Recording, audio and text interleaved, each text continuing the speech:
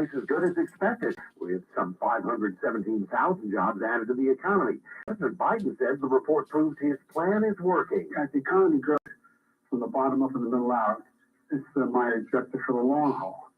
Trickle-down economics works for one group of Americans. It doesn't work for everybody. Looks like changes are coming for school breakfasts and lunches. Here's CBS's Jim Crisula. U.S. agriculture officials have proposed new nutrition standards for public school meals, including for the first time limits on sugar. The proposed change would focus on sweetened foods like cereals, yogurt, flavored milk, and breakfast pastries. The plan would also dramatically cut sodium in meals served to the nation's school kids by 2029. Missourians waiting to buy recreational marijuana have gotten their wish. Here's CBS's Steve Futterman. You can now show off your legally purchased marijuana in the Show Me State. Recreational pot had technically been legal since December after voters approved an amendment, but the state's Department of Health was slow in approving permits.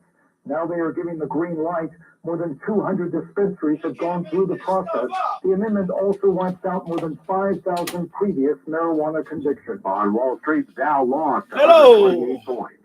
This is Can't make this stuff up. Chinese balloon and all that.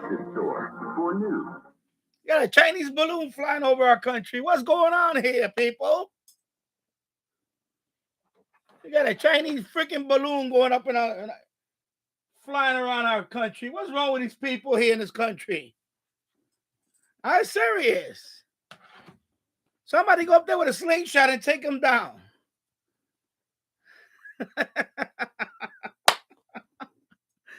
Oh my God. This is what this was coming to. I'm freezing my nuts off. It's cold today. And we got a Chinese weather balloon flying up. What is going on with the colors today? All right. Hello, Anthony. Good evening from Florida. Nice to see you. Yeah, what is going on with this shade? Oh, my God. Okay.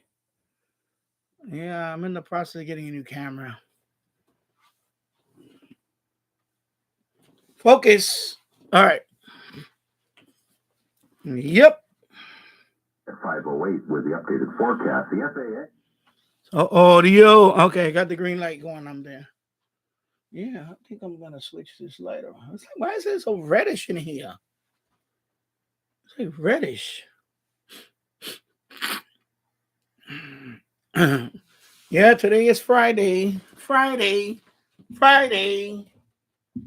Let me fix up this light over here. I'm going to make it a little brighter. Let me see if I can bring it closer.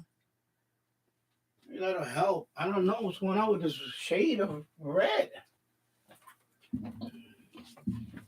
I think that's a little better. Okay, it's a little... I guess now it's too bright. Now it's too bright. It's too bright. Yeah, it's too bright. My God. I'm gonna point to the scene. I need some of that professional stuff, man.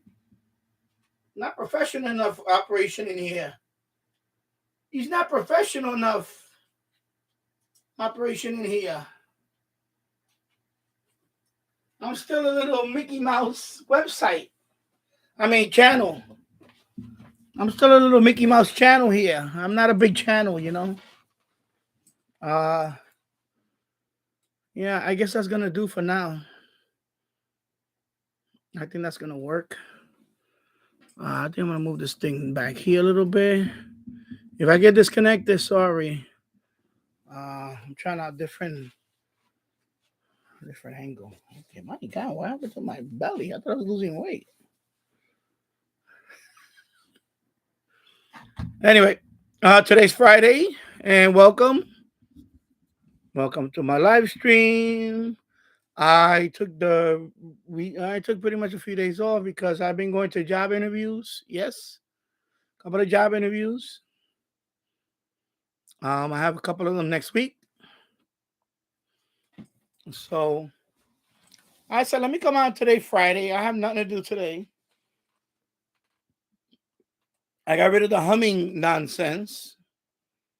You saw that video. I just uploaded that yesterday.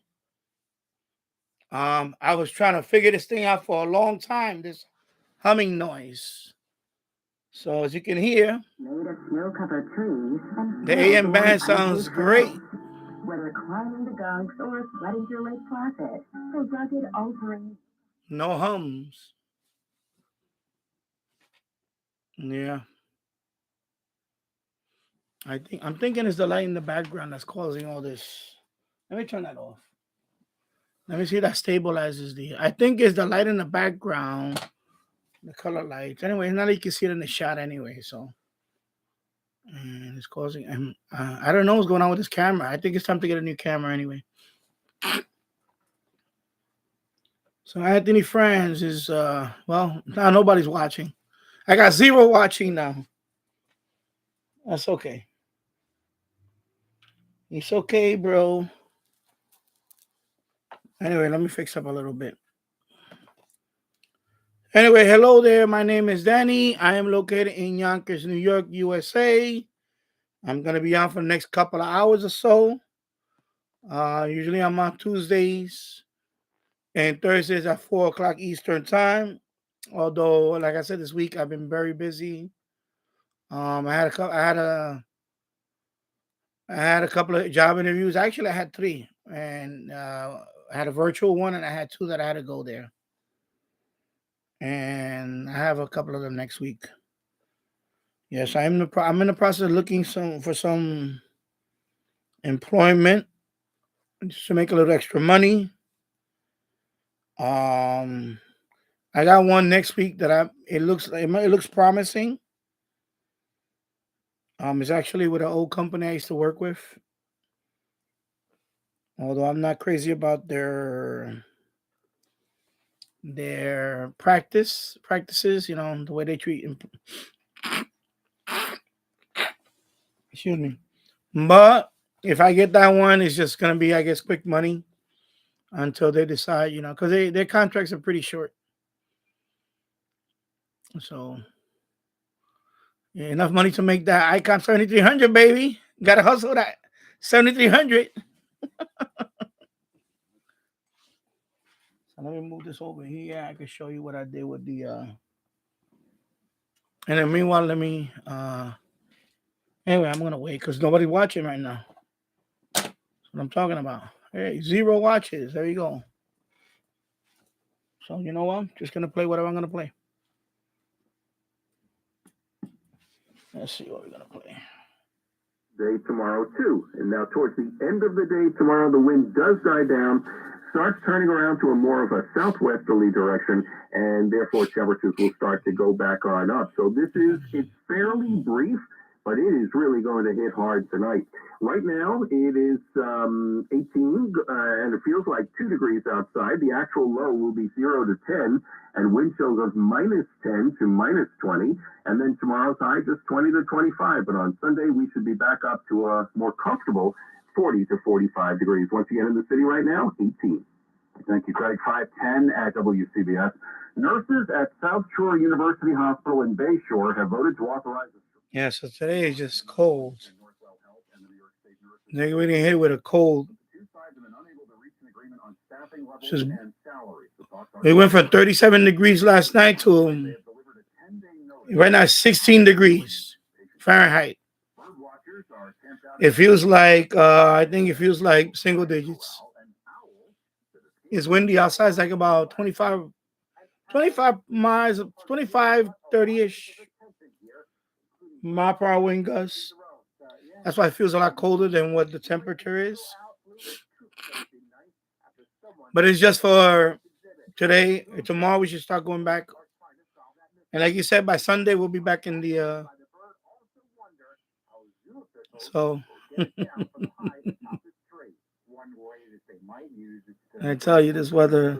But again, we like I said, we broke a record a few days ago. We broke a record. Let me turn this off. We broke a record. The snow. What is it? The least amount of snow. The least amount of snow in 300 and I forgot how many days in a row. Almost a year. We haven't had not 1 inch of snow. Like anything below an inch. Like no accumulation. So so we just broke the record for that in New York, in the New York City area and here in Yonkers. So no snow since last year. Yeah, so it's like it was almost 300 and I forgot how many days. It's like a 340. I forgot what it was. It's almost a full year since we haven't had not even an inch of snow at all. Because we had snow a couple of days ago, but it was just a little bit and it melted right away. And then a few weeks ago, we had a little bit of snow, but it melted. We haven't had no accumulation at all. I know. I'm thinking is the camera. That's something's going on with the camera because I'm trying different lights. I have the camera as far back as I want it. If I get close to the camera, I don't know. It's like this. Yeah, now it seems to focus. I think it's the angle. Maybe if I do with the camera, I don't know what's going on. Oh, I see. Oh, I think that's what it is. I think I had to point things down. Yeah, I'm looking because there's a couple of reasons why. I want to make extra money. I mean, we don't. I shouldn't say we don't. When people say that, you can never have enough money. I'm sorry, I'm gonna say it. You can never have enough money because of taxes and all that other stuff and bills. What I mean is that want to make extra income. My son is at an age now. Yeah, I think the camera was too far. I think it's too far and the light's coming down on the camera and it's messing up. So I think that's what it was. So my son he's 8 now. My brother can look after him more. See, a few years ago he was he was much little. He's 8 now. So before I need to stay home more. Now I don't have to stay home more. And that's why I started looking. I have, like I said, I have investments and stuff like that, but those are long-term investments. I don't want to tap into them, especially now that some of them are down and they're down in value. I don't want to cash out on some of that stuff. And,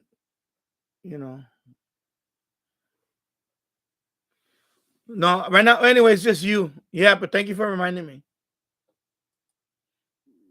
Live now I put live chat. Thank you. Yeah, now I put live chat. Thank you. Thank you for reminding me. No, nobody expected me to be on today, so today's Friday. Nobody expected me to be on. That's why nobody's here yet. I'll give it time. But so I wanted to. I'm looking for part-time first, but if something full-time comes along and the schedule is a good schedule, yeah, I want to do that for a while, even if it's for even if it's like 6 months here, whatever it is, contract type thing. I'm not looking for long term, to be honest, because I'm at the point of my life where I don't, especially around this area. I'm at the point of my life now that I like I told my wife all the time, I'm looking to leave out of here. It's just more on her. Like she came close to losing her job because of the vaccine mandate crap. So we were about to move. We were this close to moving to Florida. Anthony, we were this close to moving to Florida. But the problem is that when she went over there for job interviews, the money that they offered her was nothing. It was compared to what she makes here.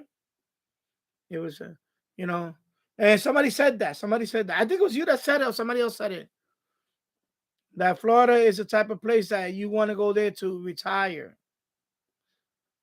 not to work there. Something like that. So that's what happened. I think that's what happened. So Anyway, that hum thing I got rid of. I made a video on that. The problem with the hum was the disco. The noise was coming. The disco's picking up the noise from the front. See, when I do that, the color changes because I'm blocking this light and it's messing with the camera. But the disco is getting the signal from outside, the humming signal. And when I ran it through here, let me just show you. It's going to be on the replay anyway. So people can see it on the replay. So the humming was coming through here. Yeah. So this is my HF antennas. This is why I listen to the medium wave and all that. This is a disco antenna. But the problem with the disco is bringing in the noise. So when it came up here, I was doing something with the cable. I disconnected it and I noticed the hum disappeared. So I pinpointed the problem with the hum. So what I did temporarily is I put that wire. It's like a ground to those connectors. That's a power conditioner. That power strip, that's a power conditioner.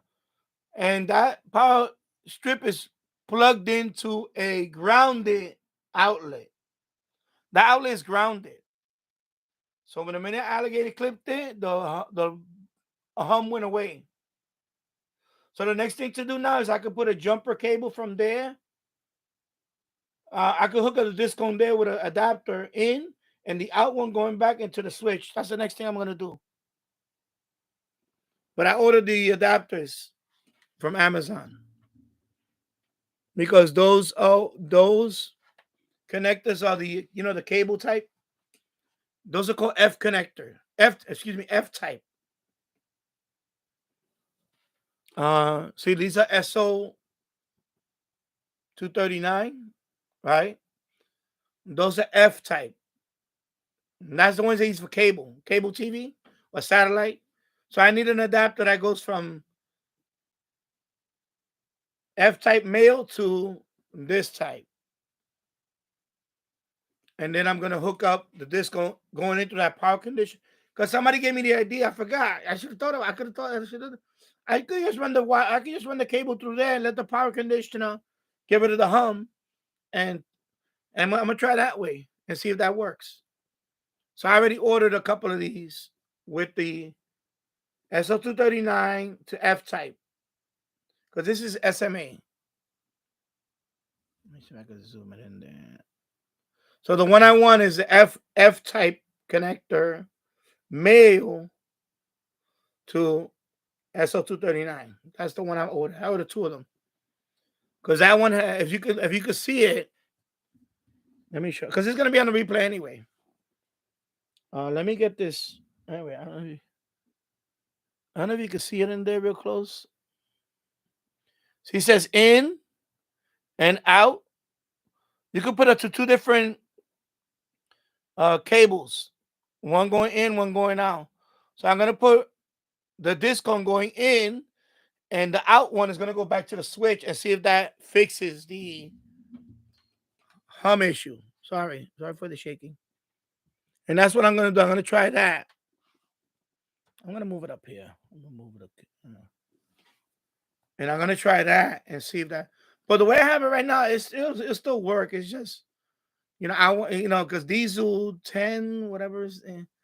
He's supposed to say, what if you? I said, you know what? I'm gonna try that. I thought about it, but then when he brought it up, I said, I'm gonna try it. So I ordered SO39 to F type male. They were like $3 a piece, so I ordered two of them. Oh, there you go, I dropped it. So I ordered two of them. So it's about $6 and change. With about $7 with the tax and everything. So I ordered those two. So when I get those two, I'm gonna hook it up and see if I could just run it through the power conditioner.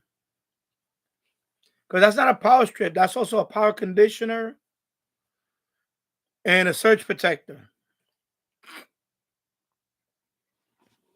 And what that does,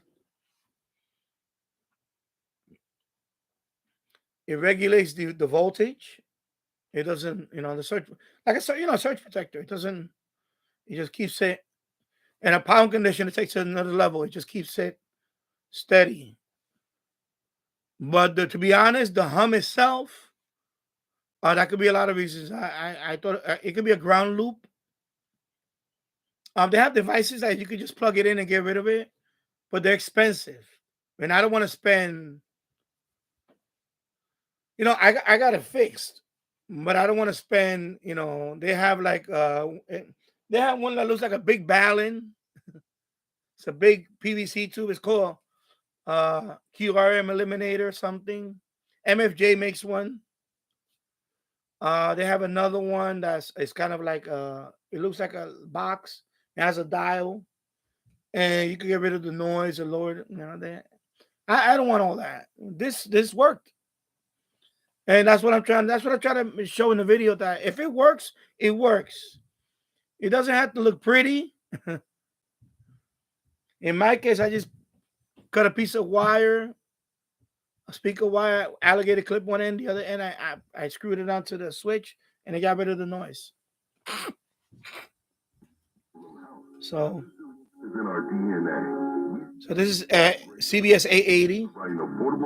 No humming. For hardworking people. Go down to the 770.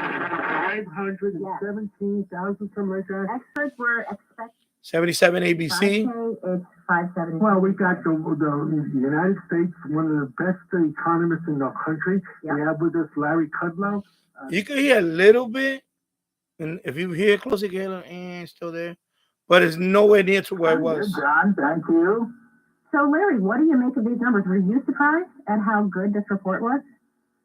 Well, yeah, I was surprised. I just want to say the story of the day is there's a Chinese spy balloon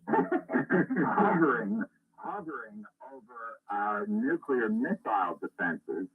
And Yeah, that's crazy. Yeah, it is a big difference. And you don't know, it was months trying to figure that out. Sometimes it will go away, but I didn't know it was because maybe I disconnected it, and that's why it went away. And I didn't know. It was just the other day I was just moving cables around because I bought a couple of these pigtails for my transceiver,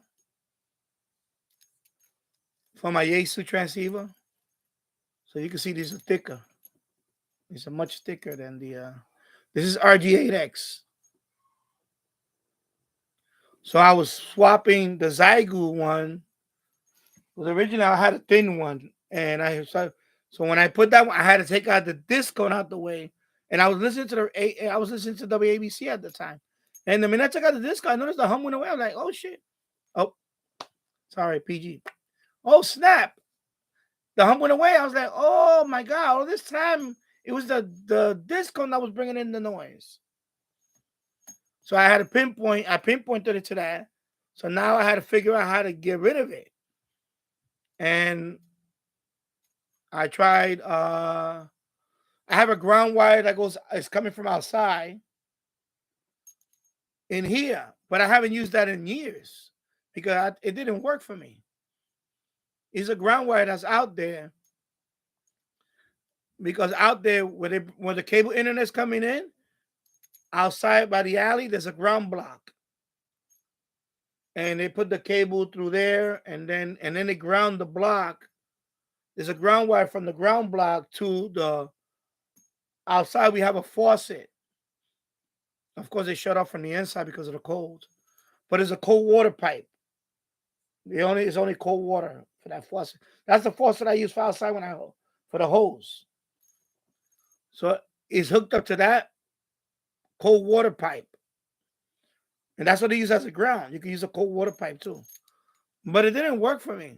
But when I clipped it here, it did work a little bit. It did bring the humming down, but not all the way down to where I wanted to. So when I did this way, it actually worked better.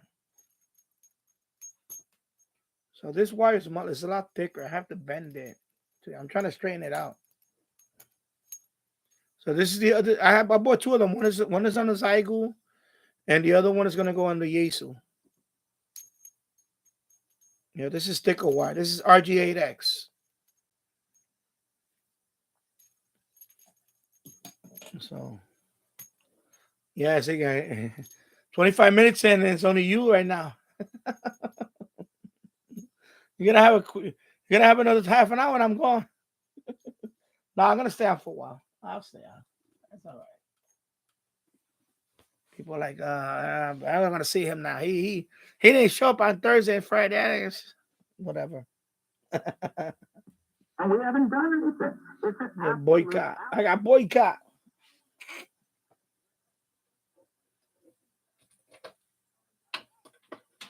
Because originally I was using this one. I can show you the difference. See, I was using this one for the Zygu. See how thin it is compared to this one. Look how. Let me get over here. Let me move this microphone on. So you see, there's a difference. There's a difference in thickness, and it's more rigid. This is RG8X. This is RG59. So since I'm transmitting on it, I wanted to use this one, a sticker. Even though it's only 20 watts, I figured let me get the, yeah, you can get better cable than this, but it's gonna be more rigid. It's gonna be too much. You don't really need it. I mean, you can still get by with this, but I'd rather have this. And I put the ferrites in it on both ends. So that's what I'm using now. That's what I'm using for my Zygu. So this one is a long piece. This is like a 6 feet. And this I just put away for now. Yeah, because people don't think that your cable is important. Your cable is important. I see that. I heard other chats. Oh, your cable's not important. It is important. I hate when they say cable's not important. Your cable is very important. If you're running long, like in my case, I'm running a long runs. This is not no 20-foot run. From my switch to the MFET, I have 75 feet. That's LMR 400. That's thick. I need that thick because otherwise I'm gonna lose the signal. I'm gonna lose the power when I transmit from here. By the time it gets to this,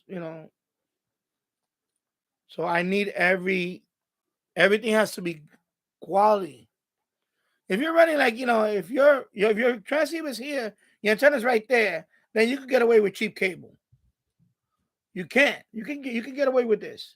But when you're running 75 feet, no, you need better cable. And I hate when people say that, oh, you don't need it. When I hear it on other chats, oh, just get cheap cable. No, you don't. You don't, bro. I mean, yeah, good luck on that, but you don't really, you better is spend a little more money and get better cable.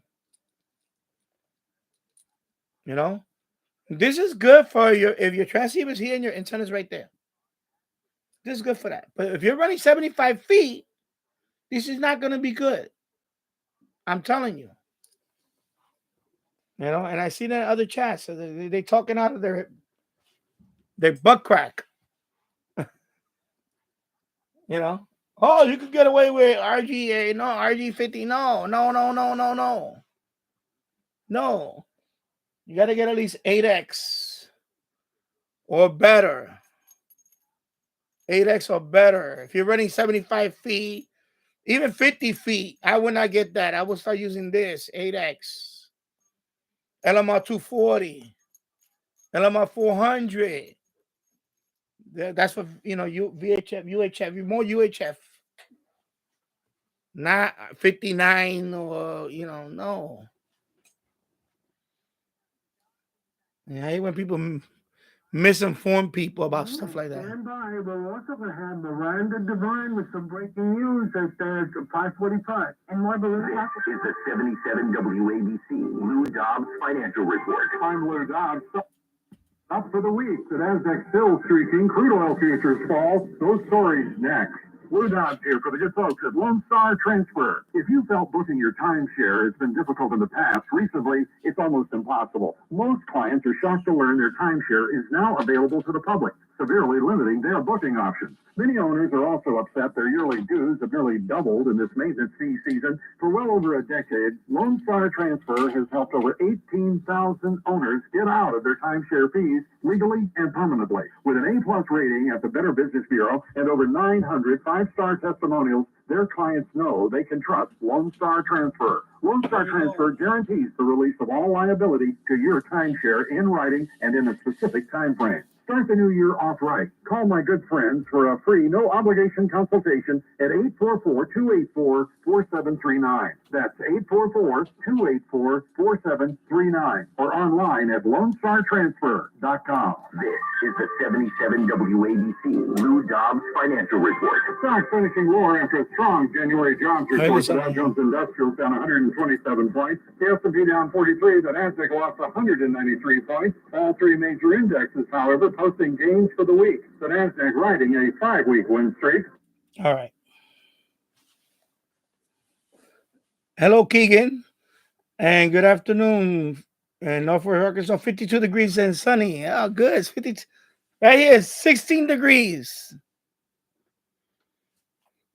I'm gonna turn on the Zygo. I'm gonna do FTA for a few minutes. It's 5:30. I can still do some 10-meter. Let's see. I'll turn on the radio. Oh, 24 degrees this morning. Wow, that's extreme. From 52 from 24 to 52. Yeah, wow.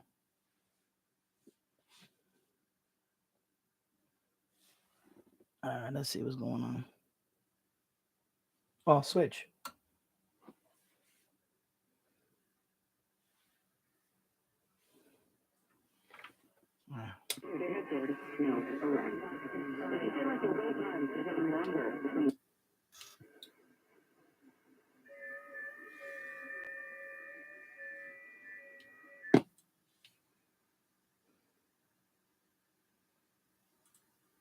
Oh, yeah. Tuning my antenna. I mean, my, not my antenna, yeah, okay. Let me do it again. Power, 17 watts. All right, let me turn on the, I don't know if you can see it. Let's see if you can see it. We'll do some FTA here for a few. FO rig. All right, got that. Damn, I still hear voice, man. What's going on with that?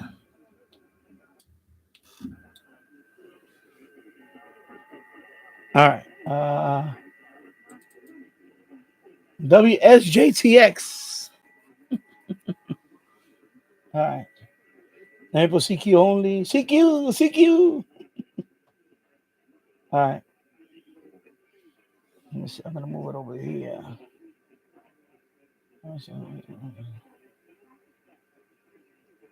I'll put it right there. All right.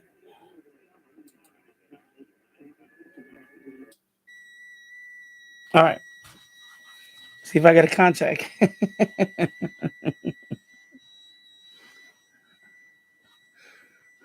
Matt, MDK2 send me EQSL. Is on my QSA page. I was doing my EQSL 2 nights ago. And Matt sent me one. I'm like, oh yeah, wow, Matt. Yep. It's on my EQSL. It's because me and him made contact 2 Saturdays ago. So he sent me the EQSL. So I was like, wow, that's cool. So I post. So some of them I haven't posted on my QRZ like the ones that I find interesting. So I got his posted there. I got one from Whitehorse, Yukon Territory. That's way up there by Alaska. So he sent me a EQSL. So I got that one posted on my QSL. Pretty cool. That antenna gets out there on 10 meters.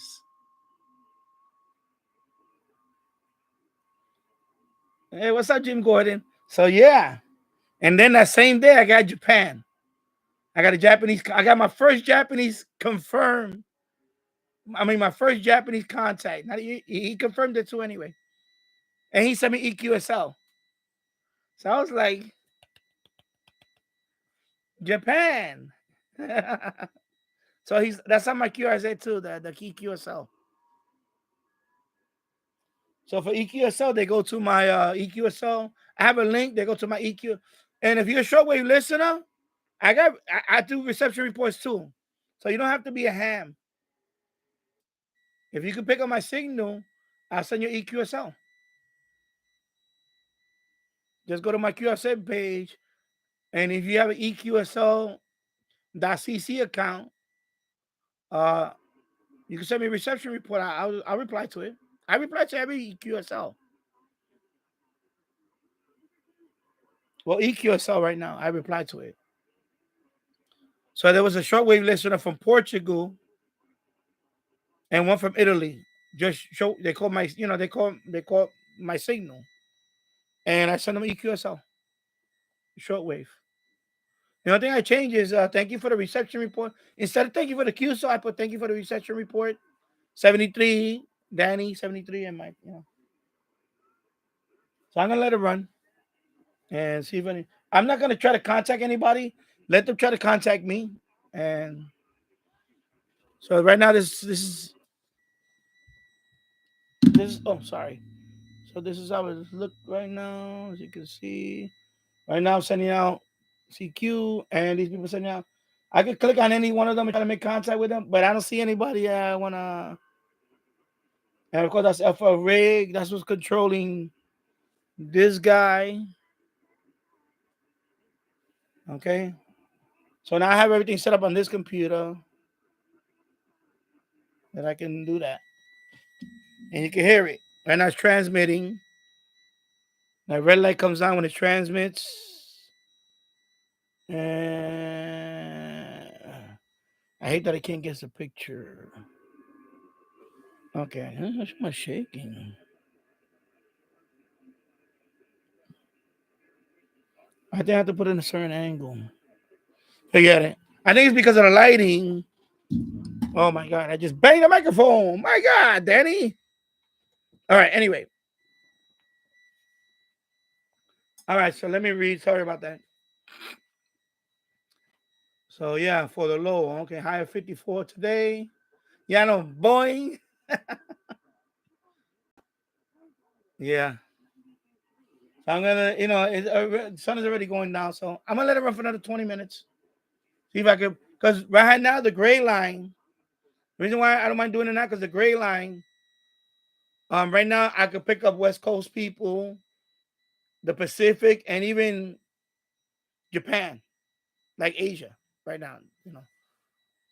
So I'm trying to get Australian and New Zealand contact. So right now is the best time. It's dark over here, but it's morning over there. Actually, no, it's after morning. No. No, it's midday over there. Something like that. Anyway, so this is the time to. I usually go up to 7:00, even though it's dark outside. If they can hear my signal, I get a contact. Doesn't matter, because it's like the window for me to get the Pacific and all the way to Asia. This is the window right now. This time, for me. In the morning's the opposite. In the morning, Europe. I get Europe, Africa. But this time now is Pacific. That's a good thing about this is stuff you learn. So right now, I'm going out the Pacific. So right now, if I get a contact, it's gonna be like Colorado, Arizona, California. Even though I get them all day, but or Pacific, Alaska, or or out there, Hawaii. Jim Gordon, hi for Scotland. A lot of listeners are here in the U.S. East Coast AM stations at night here in the UK. Danny, can you check out? I can. I don't get none of that. I tried many times to hit. Let me load up.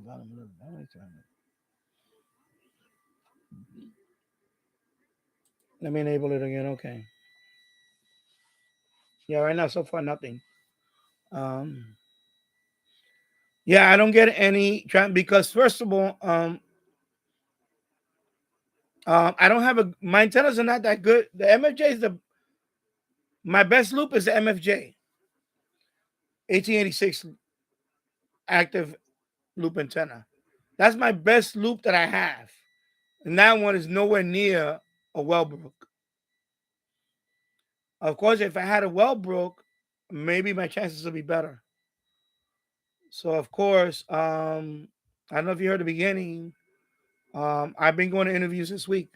That's why I didn't do live streams this week because let me know this down a little bit over here. So yeah, it's still doing it. Just I have to lower it down. I can hear it a little bit. Because I've been going to job interviews this week. I've been busy, so and next week I have a couple of interviews lined up already.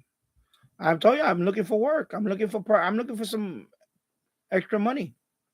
I need to make extra money. So if I get one of those jobs, I think I'm going to pull the trigger and get a Wellbrook. I might try getting a Wellbrook, and because I want to try transatlantic, but the MLA 30, as good as the MLA 30 I got it modified, it's not a Wellbrook. Let's be honest, it's not a Wellbrook. The MFJ 1886 is not a Wellbrook. So Jim, for me to get the BBC or Poland a long way, especially but for me, at least the BBC. Yeah, it's not gonna happen with what I have now. Unless I build a CAS loop, then maybe. Yeah, thank you. Then maybe if I build a CAS loop, but the problem with a CAS loop is you need space, and I don't have a lot of space in my backyard because a CAS loop, we're talking about. I see small ones 50 feet long. That's already half of my yard. So for me to build CAS loop, because CAS loops are very directional too, and I don't have the open space to do that. So I may pull the trigger on the Wellbrook. If I get this job, I'll save up some money. I'll buy Wellbrook. I think I'm gonna get a Wellbrook. I think medium wave DXing and what I'm doing is okay, but I want to take it to the next level now. I want to get like a Perseus SDR. Although I like the RSPdx, but I'm thinking about a next level, a ELAD or a Perseus. But I want to start with the antenna. I do want to get a Wellbrook. I know I said I would never buy one, but hey, if I get the job and the one I'm talking to, I'm going to make some good scratch for a few months, I could afford it. You know what I'm saying? And then I'll pull the trigger. With YouTube money and that combined, I'll pull the trigger on that one. Because I'm not buying I'm not buying a W6 LVP loop. I'm sorry. That's like buying the MFJ. It's basically the same. That's not a long, if I'm gonna get a loop, it's gonna be the gold standard of medium wave, long wave DXers, and that is the Wellbrook, and that's what I will get. And we're talking about $400 or $500. We're talking about at least $400 or $500 for that one. with shipping. I'm talking about shipping included and everything. Should be about 4 million. So yeah, that's some big money there. You know. Yeah. Well, yes and no. The one I'm going to next week, I already been there a few times. This is my third time around with this company, so they already know me. It's just that the first time I left the company, the second time I went there on the contract. So the third time is just so that I'm not nervous about that one at all. And I'm not nervous about any of them. You know, that's one thing I go into interview. And I'm not nervous because it's not life and death for me. I've been to so many interviews that, you know, I go in as, you know, who I am. You know, I'm gonna let my body of work speak for itself. Um, and you know, they'll, you know, by me talking to, it's a lot of variables when it comes to interviews because sometimes I've been to interviews where if you talk to the person that's gonna work under, like a technical interview, we're gonna talk to the manager, the technical guy. You know, those interviews usually go well. The interviews that don't go well are the ones that are with too many HR people. They don't really know the job, but they ask stupid questions about the job. Like, that's not the person you're gonna be working with. So those are the ones that I'm not nervous about them. I don't get nervous on interviews. I don't get nervous. Trust me, I don't get nervous on interviews. My thing is, I know if the interview is gonna go well because of who I'm gonna talk to. If that makes sense. Like for example, I'm a computer guy. If it's a computer type job, then I want to talk to the computer person. But sometimes you don't do that. Sometimes they talk to the HR person or some person that HR sends. And it's just, you know, sometimes, you know, those questions are like some of those people are worse interviewers than I had interviews where the person interviewing me, I could tell they knew nothing about my job. But they had to interview me, you know, and those didn't go well because the person was an idiot. You know, I talk to technical people where they say, "Wow," I say, "You know a lot." I say, "Yep," and that's how I got hired. They say, "Oh yeah, well you know enough, you can do the job," and I usually get the offer right there before I even walk out the building. I get the offer. Sometimes I never had to wait too long for an offer. When the interview goes well, I'll get the offer within 24 hours. I'll get the offer or less than that. So, you know, for me, I don't get nervous. I don't get nervous in interviews at all. Which one? This one? Oh, this one. Yeah, this is MLA. That's just a cable. That's just a cable. The MLA 30, yeah, outside, yeah. That's the MLA. That one is going to this one. To the yeah, MLA 30 plus. Well, this is the original MLA 30. And that one is outside stock. That one is hooked up to this radio. Yeah. So Jim Gordon, yeah. So I'm gonna look into that. Let's see what happens. Of course, unfortunately, if I get a job, my live streams are gonna be different times. I'm gonna pick different times for that because I don't know what schedule I'm gonna be working on.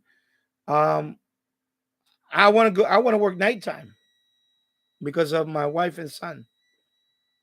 You know, more for childcare. But most likely, the job I'm going to next week, that's a daytime job. Pretty sure.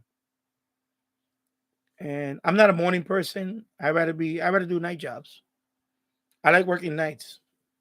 Less people to deal with. It's quiet. I could do other stuff. I could do a live stream. I could do a live stream at work. Oh my god. Live from this website, this factory, whatever. I'll put a hidden, make sure nobody's looking. I'll do a live stream. And we can just talk. Company time. Yeah. All right. So let me read down here. Keegan says Boeing. Yeah. No, I'm a night owl. That's the thing about me. I'm a night owl. I like doing. I do more stuff at night than I do during the day. It's just, especially that I haven't had a beer in, wow, like almost 3 weeks now. I'm more energized. Same here, Keegan. I've been a night owl since I was a kid. Oh, there's a Japanese guy, right? Oh, okay. All right, I clicked on him. I'm gonna try to make contact with the Japanese guy. Yeah, that's Japanese. So let's see what happens. Let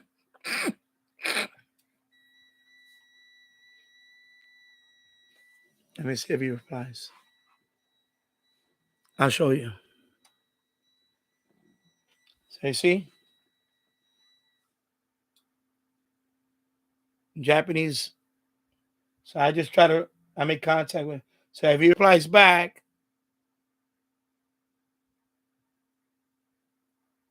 let's see. Okay, so he hasn't replied back yet. I usually acknowledge them a couple of times. If they don't reply back, then I go to the next person. I'm already going to click on the next person. Okay. Let me give him. It takes 15 seconds for every you see how the time goes on there? Okay, so now I'm gonna go to the next one. So I'm gonna click on, okay, right now I'm transmitting. So to wait till it transmits. And I'm gonna pick this Japanese guy. Okay, so I'm gonna double click on that one. So now he's next.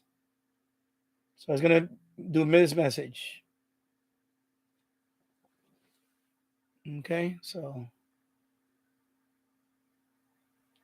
now I'm gonna reply to his CQ. So see, it's not set it and forget it. You have to sit here and click and all that. So I usually, like in his case, same thing, I'll see, I'll return his CQ. Right now he's CQ, right? So I'm returning his CQ. I'll probably do it 2 more times and that's it. And if you don't acknowledge it, I move to the next person. Or I send CQ myself. I'm only replying to them because they're from Japan. I want to make more Japanese contact.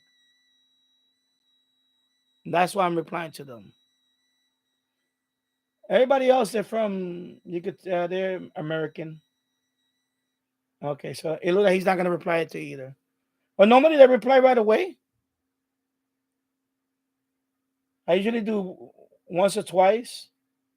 And then the third time I'm going to click down here. So that's it. He's not going to reply. Yeah, okay. So I'm writing none of them there. Sometimes, too, they come on and they get swamped by other people. That's what I think. Some of them, when they come on, everybody wants to contact them. Especially, here in the United States, they want to, because a lot of them want an Asian contact, the Japanese ones they get.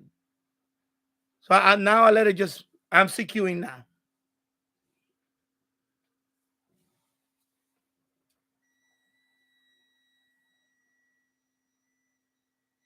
Yeah.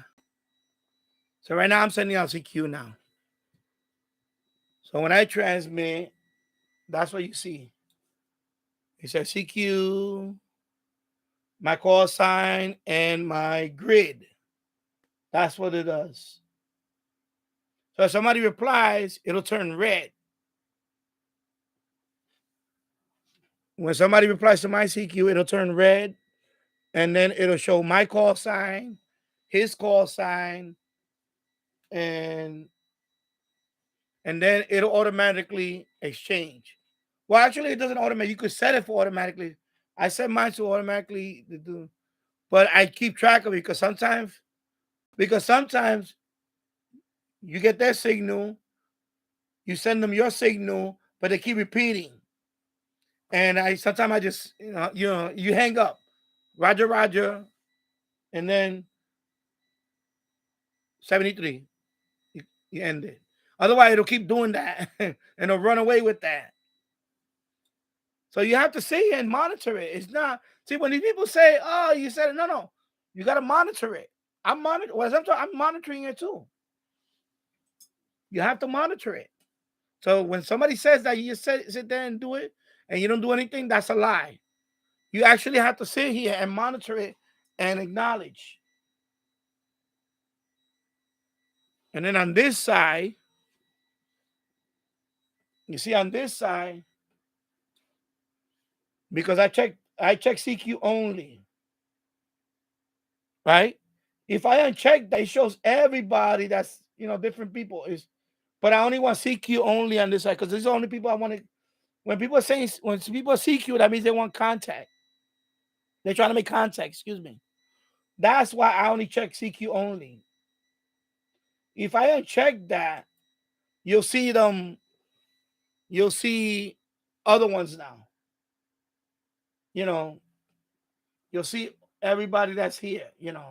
Other than the CQ, you'll see other people working each other.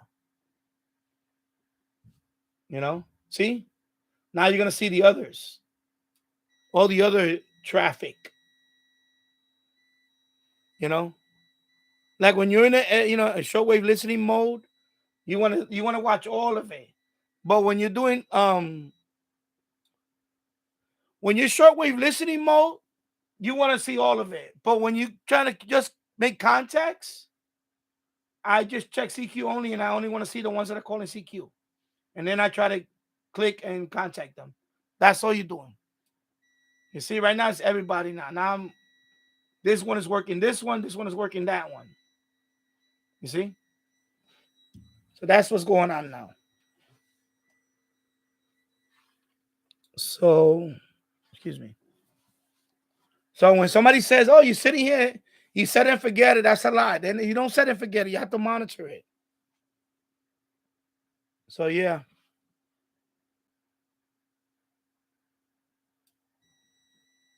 So right now I'm just going to let it. And then, and plus, this thing has you set it for, it'll do it for 6 minutes.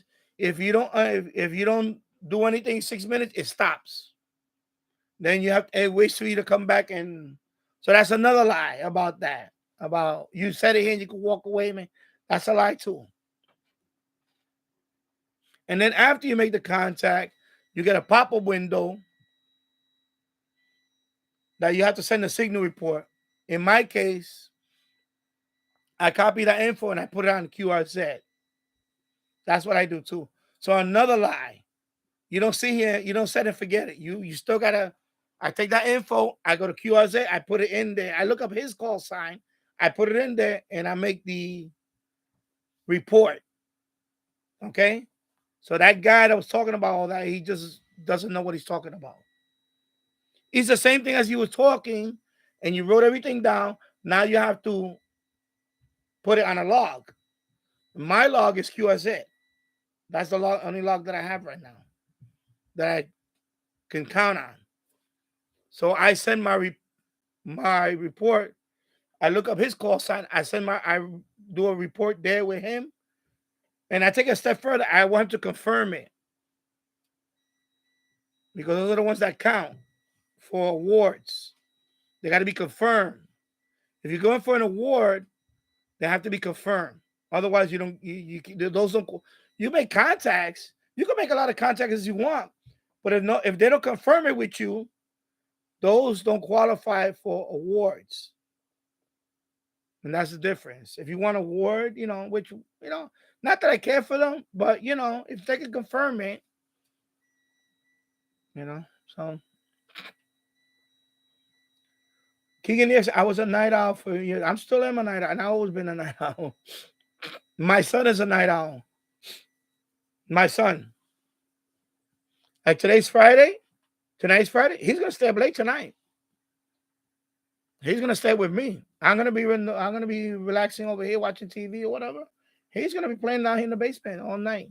So 2 or 3 in the morning, he'll finally go to bed. Yeah. Especially when it came to TVDXing. Okay, cool. Where's my water? Did I bring my water over here? Oh, it's right here. And okay, so Tariq, how's it going, Tariq? Yeah, wow, I skipped a whole bunch of stuff. Okay, I'll be right back. My God. All right, I'll be right back. How about I come in down with something?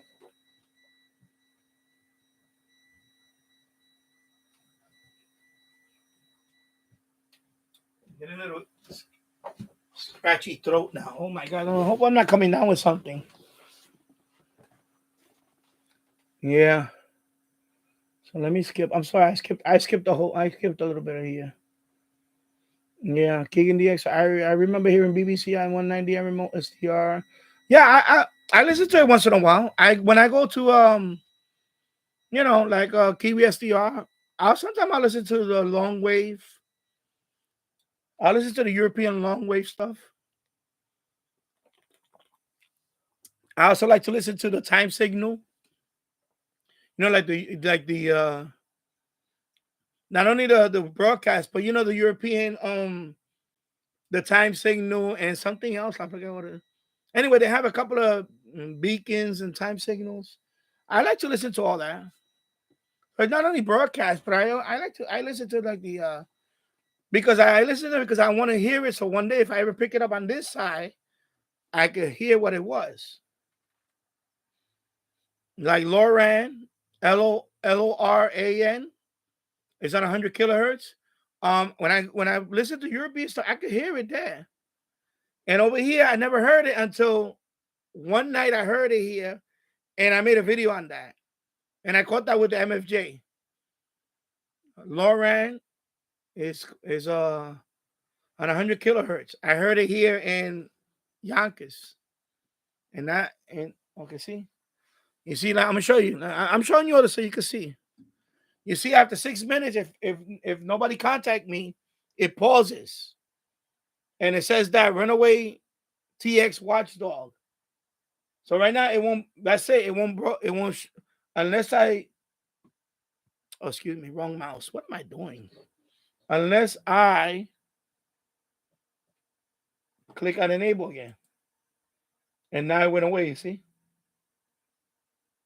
So it's not set it and forget it. Like people say that it's not that. So that's a lie, and that's just sad. Sad ham talking out of their what. You still have to get involved. So I'm gonna shut it down here because it's been on for a few and I haven't gotten not even one. So I'm not even really trying, but yeah, it looks like his signals it's dying down a little bit. But yeah, 45 degrees here. Jim going 45 degrees here at 22:43 local time on the east coast of Scotland. Yeah, well. KSDX says 16:43 local time. No, for Tariq. Try 15,720. I stopped trying because I don't.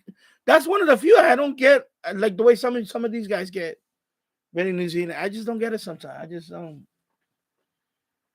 I got to the point where I don't even try anymore.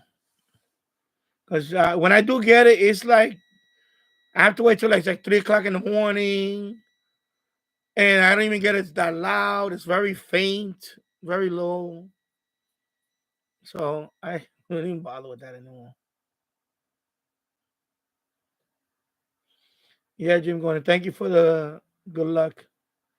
Yeah, I'm gonna keep trying. I keep trying, but I think for me, I got to the point where I'm getting bored with the. I'm bored with the MFJ already. I want a next thing, next progression is the Wellbrook. So Wellbrook, if you're out there, give me a discount.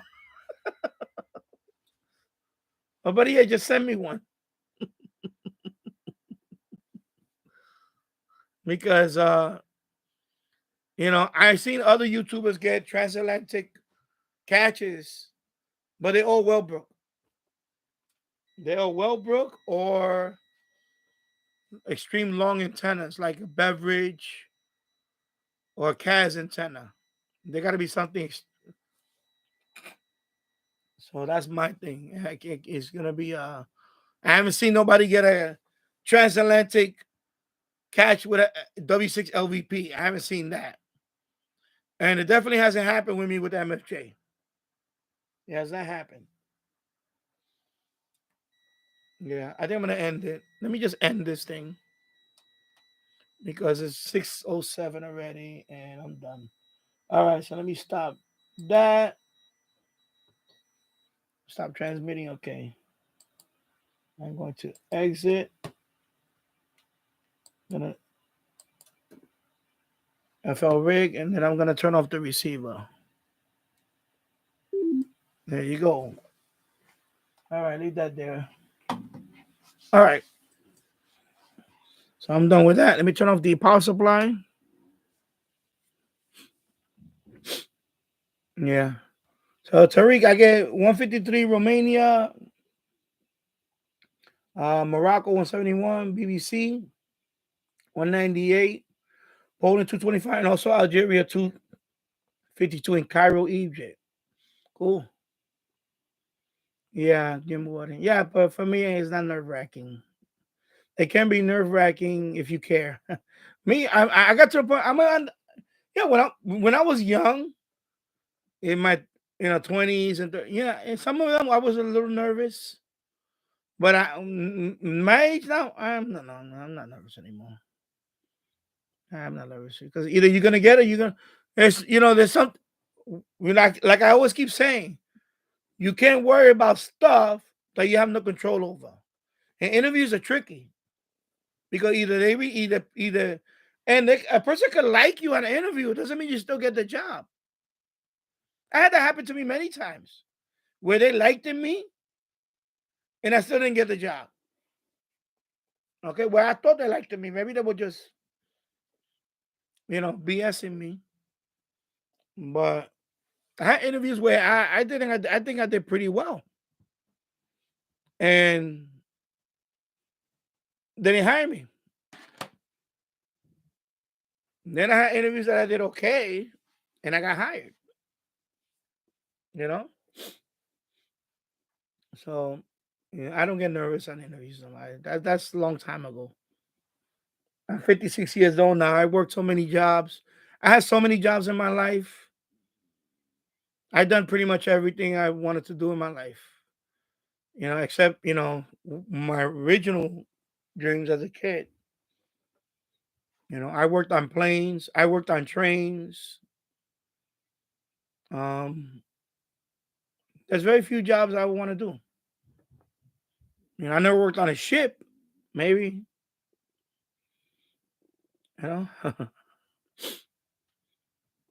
But yeah. Yeah, so Tariq, that's the MLA 30. That's one of three. That's a stock one. Then the other one is down there on the floor. That one is connected to a copper modified MLA 30. That's outside. And then the hula hoop is in the boiler room. I took it down. I just put it in the boiler room because I'm going to move the MFJ over there soon. I'm going to try that one down here. So Keegan DX, sir, I do FMDX late night, overnight, depending on conditions. Okay. And Jimmy's talking to Tariq. And I'm trying to catch up because I had to catch up. I skipped some stuff. Keegan DX says, sounds like CB Channel 6 at times. Yeah, when they pile on, yeah. And TV Radio next one, hello. And I saw that catch from Puerto Rico. That's a nice catch from Puerto Rico. And I saw you got Bahamas. So you got ZNS 810. I've been trying to get them for long. I've been trying to get 1540 ZNS because I listen to their stream once in a while. because I was glued to that stream when they had Dorian. When they had a hurricane that hit Bahamas, Dorian, I was listening to the stream like every day. But I never got ZNS 1540. Of course, I get KXCL. Sometimes I get a Canadian station. I forgot what's the Canadian station on 1540. I pick up sometime. I think it's CH. Is it CHIN? I forgot which one. I know it's a Canadian station. And then the one you picked up in Puerto Rico is WKAQ. That call sign has been around for a long time. I remember that call sign as a kid. WKAQ. That's how we say Spanish. Yeah. So, yeah, that's normally what I pick up, WGY. I was trying to pick it up the other night, and I kept picking up WGY for Schenectady. But yeah, WKAQ has been around for a long, since I was a kid. I heard that station when I lived in Puerto Rico. It's the same call sign. It's call letters. They used to have I don't know if they still have it in Puerto Rico. They have a television station with that call sign too.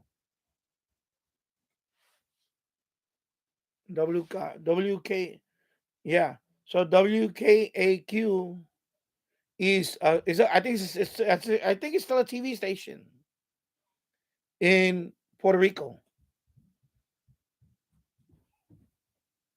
Yeah, I can imagine with WMCA blowing in there. Yeah, but that's pretty good. That's a nice catch.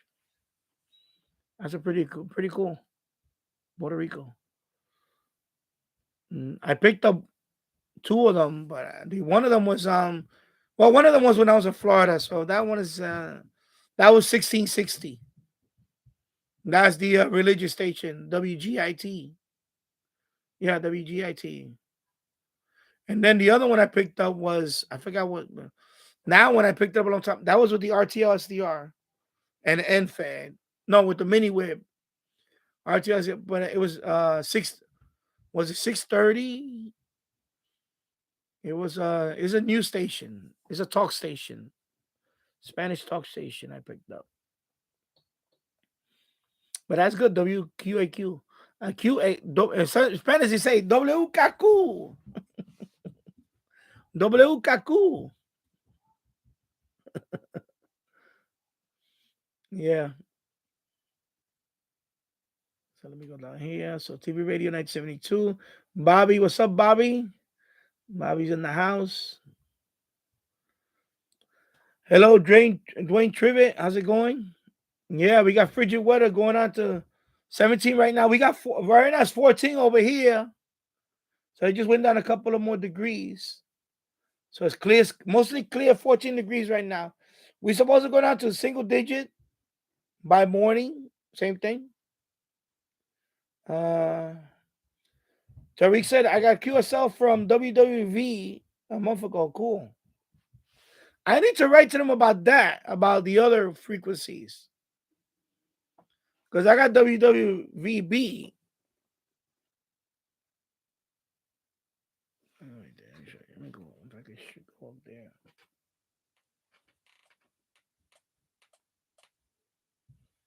WWVB. That's the one I got. 60 kilohertz. That's the one I got. But I want to get the other ones. The 25 megahertz. I want to get those signal, those QSL. And I got videos. I could just submit because that's what I did with this one. I did it through this one. How I did it is I did it through email, and they sent me the postcard. I did it through email. I put the link to my video. I say, not only this is my signal report, it's my video. It was on this day, and they sent me the QSL. So I'm gonna look for in my video library. I'm gonna say, this is my signal report for 25 megahertz. This is the video link. Here you go. And then they could do this, and they use that as a signal report. That's how I got that one.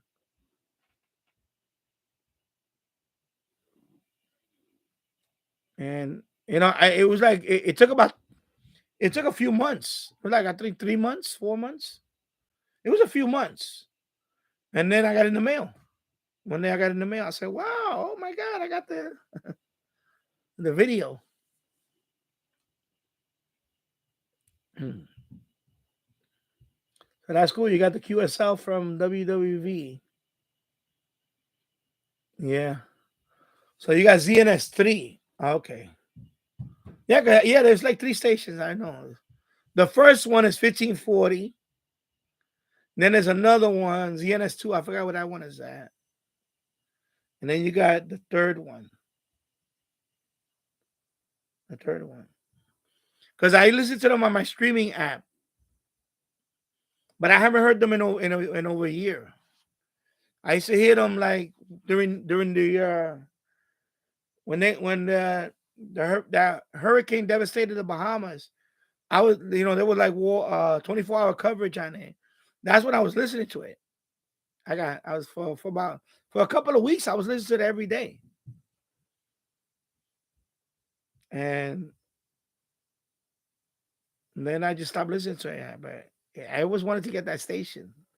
But I never got the station. I never picked up the station.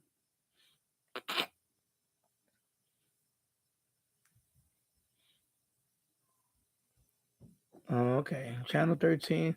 Yeah, you got the television station, you mean? Oh, okay, okay.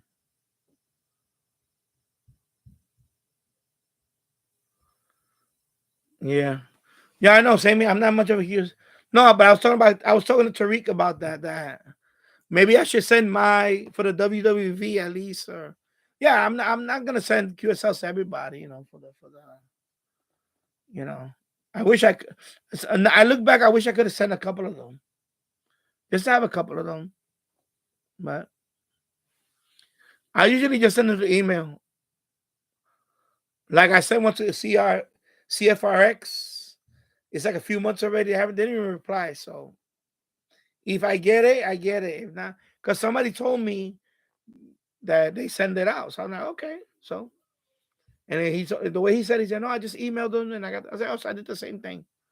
So I went to their website. I said, I'm going to email it. That's it. And I emailed it and that's it. I'm not going to send a postcard. No, I'm not doing all that. Yeah.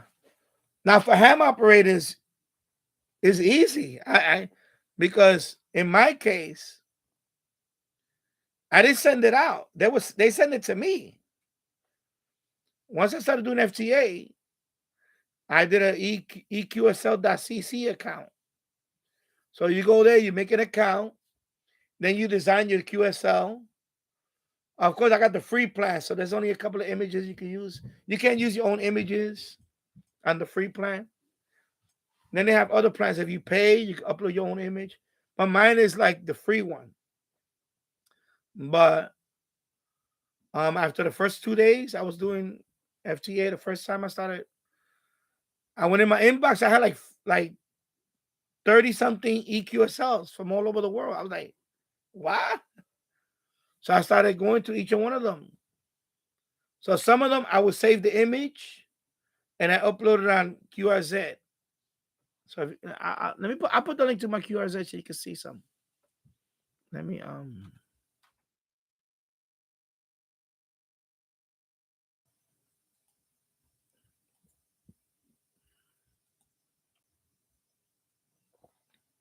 move it over here. Let me put the link to my QRZ. So in my page, I posted the most interesting ones. The ones that I like the design or whatever. So I even have some mat is in there. So if you go to my QRZ and you scroll to the bottom, you see some of the EQSLs that I received. And some of them look really nice. Some of them, I posted it because they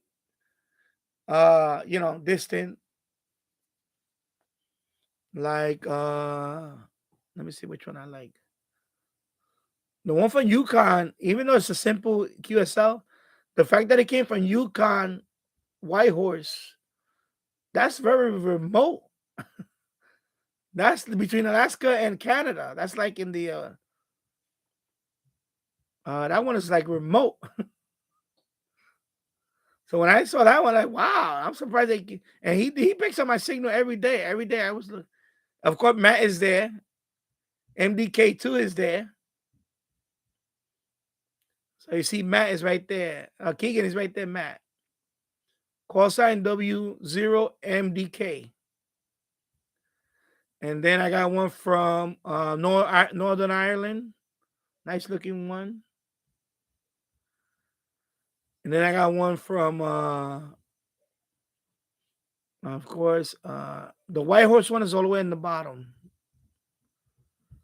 White Horse, Yukon Territory, Canada. And he had an Icon 7610 and 10 Cushcraft, and they said because they put the equipment in some of them. So I like, of course, I got one of the Russian guy. I got the Russian one in Russia. It's good to look at that because you see, like you know, if you think about it, it's a piece of wire on a balun hooked up to a tree, and I'm making these contacts on 10 meters with FT8. You know, it's a sense of it's how you want to say it. It's it's kind of fascinating in a way too, you know. And then I got a shortwave listener. One was from, let me see. Yeah, Portugal. And then the other guy was from Italy. Shortwave listener in Italy. So he heard me on he didn't put he didn't put the radio that he was listening to. The other guy I think put the radio. Oh, the other guy heard me on a San GN ATS 909. He heard me. He had a San GN ATS 909 with an A99 vertical antenna. So that's how he picked up my signal. So that's cool. You see, it's fascinating that he picked up my signal, and he sent me EQSL, and I replied to him, and I said, okay, cool. So yeah, you know, if you're ham, you're gonna you will get more QSLs than because if you have once you have an EQSL account where people can just send it, and all of those are sent to me. But I reply, of course, I'll send them mine. After they send me theirs, I'll send them mine. I'll reply back. And I'll put, thank you for the QSO and 73 Danny, and I always leave a message and stuff like that but it's pretty cool, it's cool to see that. Yeah. So let me go over here. Yeah, I could imagine. You had to use upper sideband because of WMCA, yeah. I've been listening to a few since I got rid of the hum. Oh my God! Now my medium wave band is like. So I got a few, but I got to go through because I was recording every top of the hour on my SDR, so I got to go through a few. I got a whole bunch. I got a whole bunch of new ones. So far, I got 5 new ones. Oh, hello, Adesh from Trinidad. Nice to see you again. Yeah. So right now, 1 hour and 24 minutes, 8 people watching, 6 likes. Thank you. And like I said, I've been going to interviews. I got a few interviews I'm going next week. Trying to get some employment. Yep. So even though if I, when I do start working, I'm still gonna do live stream, but it's just that depending on the schedule, now I have to work around that. So we'll see. We'll see where I land at and what is going to happen. So right now I can't even do a schedule no more. I'm gonna keep it. I'm playing it day by day now. And I decided to come out today because I know the Eccentric's not on. He's not gonna be on tonight. He took a couple of weeks off or something. So I said, you know what? I'll do a Friday night. I'll do Friday night tonight. I'll do Friday night. And then tomorrow I'll see. And then maybe Sunday I'll come back on Sunday. Let me see how I feel. You know? And that's what I'm doing. I'm doing day to day for now. And then of course I got an interview on Monday. I got an interview on Thursday, but I'm probably gonna have another one before that. So, and we'll see. And then, of course, a week after that, I'm going to Indiana for about a week. So I'm gonna be, because even if I get hired, I'm gonna tell them, listen, I'm already booked for Indiana, so I'm going to Indiana no matter what. And then, we'll see. Like I said, we'll see after that. I take it day by day, week to week right now.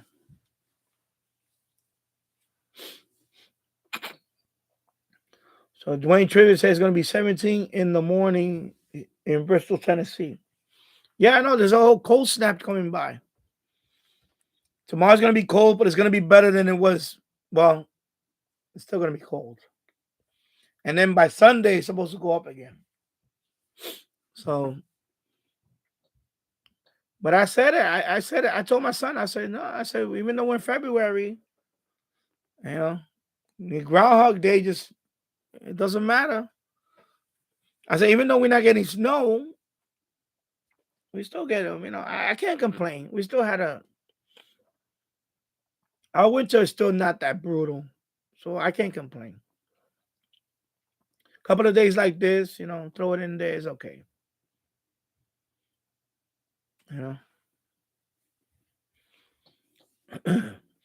Keegan DXer, GVDX is Chris Dunn in Southeast Florida and Ryan Grable and I received WQAQ in San Juan, Puerto Rico. Yeah, because they have a TV. I know they have a TV station. So, so Michael confirms that. Okay, so they're still on TV and they're FM. Yeah, because I know, because when I was a kid, I remember that was a major station. There's another one called WAPA, WAPA. In Spanish, we say WAPA.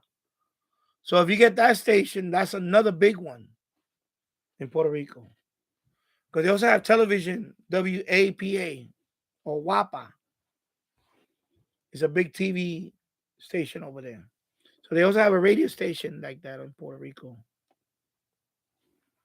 And I think there's one more.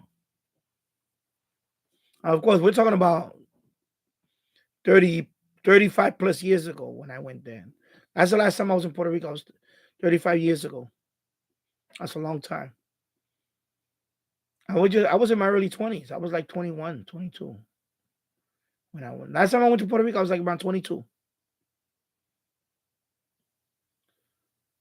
Yeah, that's a long time ago. Yeah. So Keegan says, so Chris also picked up ZNS Nassau and so the TV station. Okay. And Keegan says it could be 33 in the morning here in Northwest Arkansas. Okay. TV Radio 1972. Not much of a QSL collector, but I have an EQSL from Radio New Zealand and Reach Beyond Australia. My two longest shortwave catches. Cool.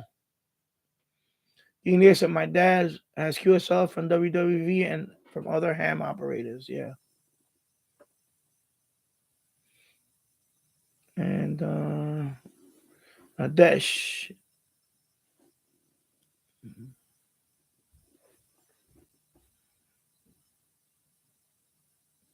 So you're now listening to side A of a cassette that my dad recorded back in 1998. Wow. I have boxes. Of course, they're not mine, my wife's, of movies from her sisters too. but most of them were her sisters. They're in the other closet. I have 2 crates of Bollywood movies, everything, old movies, and I have cassettes. I have cassettes in the garage. There's a box full of cassettes and CDs. Oh, okay, yeah, I heard of WAPA Channel 4. Yeah, that was the television station, Channel 4, I believe. WAPA 680 in San Juan changed their callers to W. Now, yeah, Borinquen, WBQN. Recently moved to WAPA to 1260 in Ponce, and WAPA Channel 4 is still there. Yeah. WAPA. So, I hate my microphone. Yeah, Borinquen Radio. Yeah, AM Exchange is branded in Borinquen. Yeah, hence WBQN Borinquen.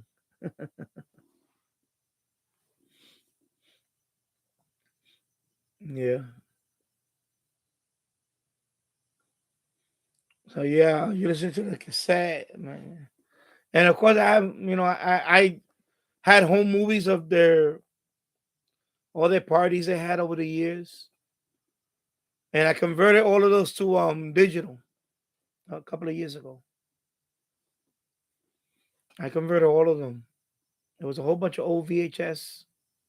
So one by one, I still got the VCR. So I hooked up the VCR to I have a TV capture dongle, and I converted all of those to MP4. A lot of birthdays, Indian wedding, a couple of weddings, of course,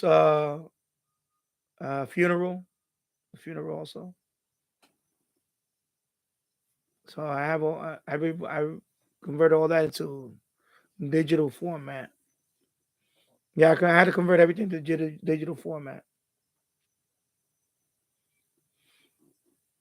Yeah. Excuse me.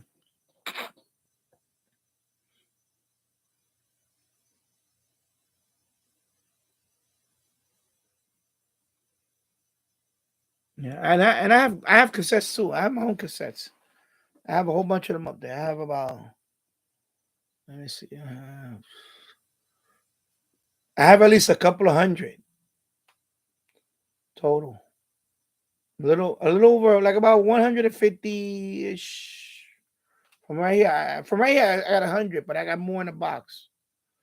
So I'm probably about 150 cassettes. CDs, I got about 300 CDs. Music CDs. But cassettes, I still have a whole bunch. But yeah, I have her collect from her family. I got a lot of stuff too. I got old movies. Like right now, she watches a lot on the Amazon Fire Stick. They have IPTV stuff, so she watches all those channels there. So she watches a lot of soap operas, a lot of entertainment shows. Like like America's Got Talent, but India Got Talent. She watches a lot of that stuff. I just set up the my job. I just set up the Fire Stick. I put the channels that she wants. I mean, not the. I set up the Fire Stick. I download the apps that has those channels, and she watches it. That's it. So like those apps have like Colors TV, the Sony, the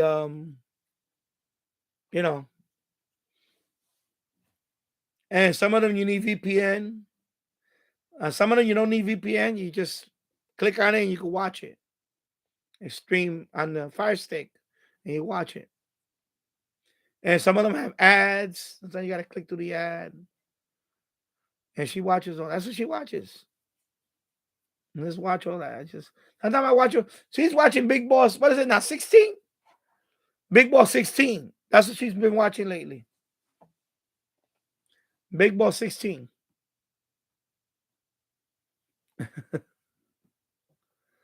That's what she's watching lately. Big Boss 16.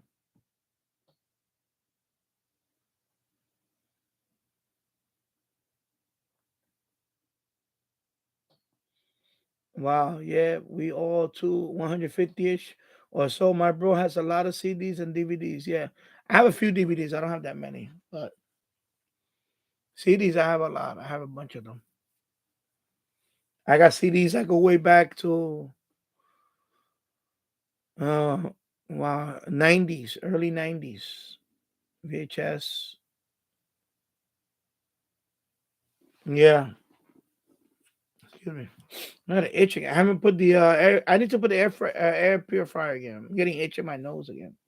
I've been cleaning all this stuff out. All these radios one by one. I'm wiping them down. Oh my god, my nose is itching now. King of this, I have video on VHS of my dad, grandma, uncle, cousin, and grandma in Green Bay from September 2010, working to copy DVD and give it to my family. Yeah, you need to do it soon because VHS. The problem with VHS is they degrade really bad. Because I lost a few of them. Let me see. I can show. Can I show you? Let me see. Let me show. I'll show you different types.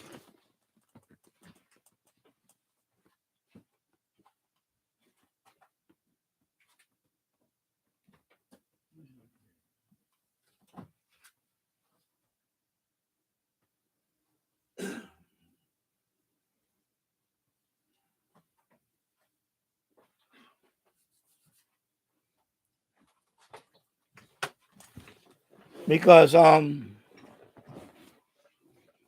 VHS ones they old. I have them for a long time.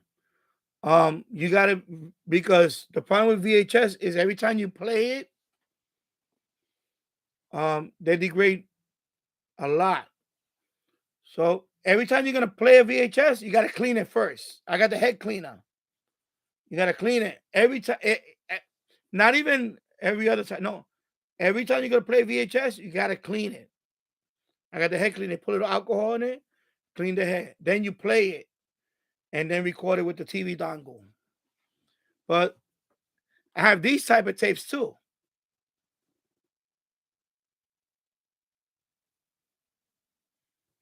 And these are worse than those. I was surprised. I thought these were going to last longer.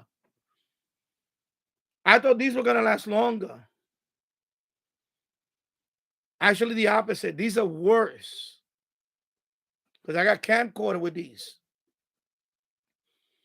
I did Las Vegas. I was on a helicopter. I did all that. These didn't last not even 10 years. The old VHS lasts way better than this. These were really bad. And I have a bunch of these. And almost all of them are degraded. This type, almost all of them are gone. I can't get nothing out of them. Some of them I got video a little bit, but no sound. And these are newer than the VHS. And these are, forget it. I have a whole bunch of them. These are because I went to the VHS ones first. I went through that whole collection. I got them out. Then I went to these and forget it. All of these problems. Unfortunately. They really deteriorate. Those really deteriorated fast. And those are like with the camcorder. I have 2 JVC, the same model. Because I thought maybe something was wrong with my camera. So I bought a second one on eBay for like $30.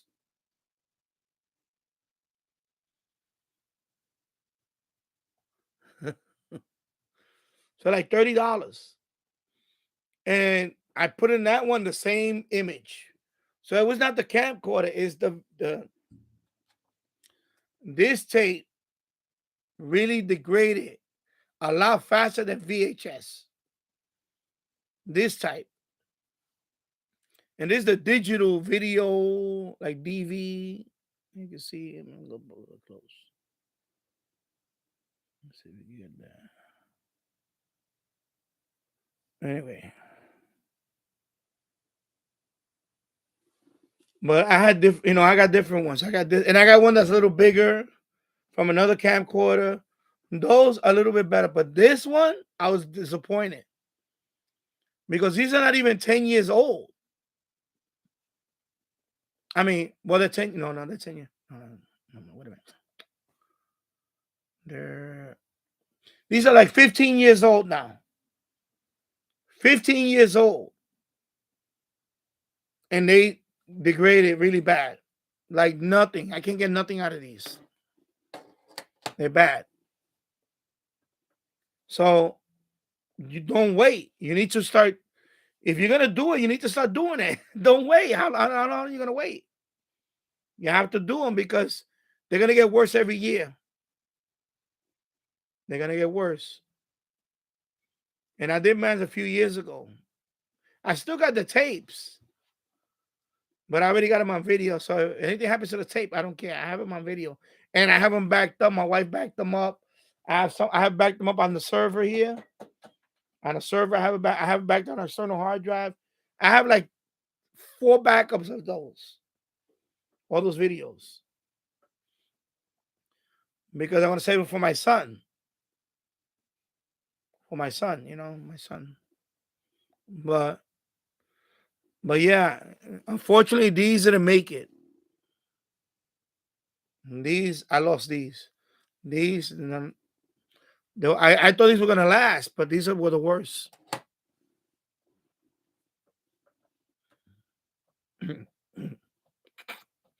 No, audio cassettes I have from way back. I even got micro cassette. I have got micro cassette that I recorded with my friend. We were just joking around, and I found the micro cassette recorder in the room upstairs. It's in a drawer, and I play the tape, and it still plays. Micro cassette, the real tiny cassette. And me and him was just joking about something. It was, and I still have it on tape. I still have it on the micro cassette. And that's like 35 years old. And meanwhile, this one, only 15 years. Oh, sometimes, yeah.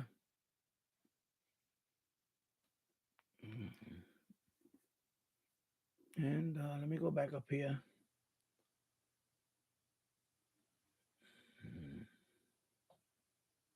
So my dad and I own CD collection of various albums. Yeah, we have some VHS video cassette that I recorded for a talent show from Indian cable station. Those were good. Yeah, you can do so. We have a DVD collection of various movies. Cool. Let me go down here. We're from Walmart. Okay. Yeah. So when I let me go get the dongle. I'll show you because I don't have it right here. Oh, I thought I had it right here.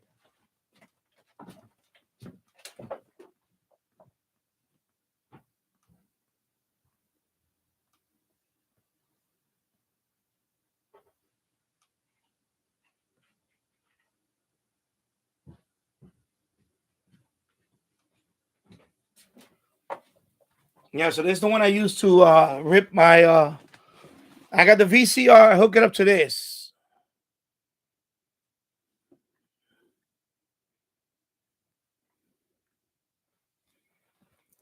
VCR to this. This goes to the computer, and I use OBS to record. That's what I use, OBS. And then when I want to edit it, I use Windows Movie Maker, the free one, the old one. I don't use the new version. The older one, the Windows Movie Maker, that's what I used to edit. That's it. And they work fine. And, if I want to put a little title screen on it, I can do it on Windows Movie Maker. So, but this is what I used to TV Wonder. Can I? There you go. And then that's the cables right there. And this one has S video. Okay.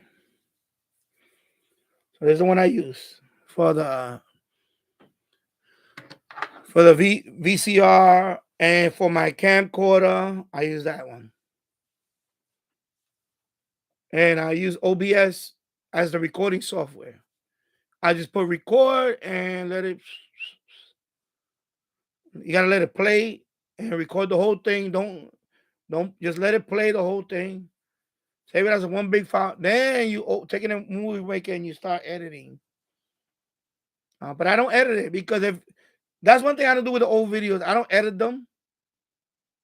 I just put a title, and that's it. You know, and I put a title screen and that's it. I don't edit it because I want to capture the whole thing the way it was. So I don't even edit them. You know.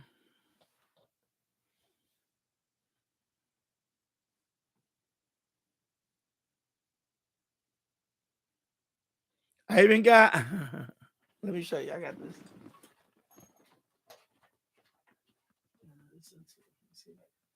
Let me see if I can take this out without knocking everything over. Let me try this one.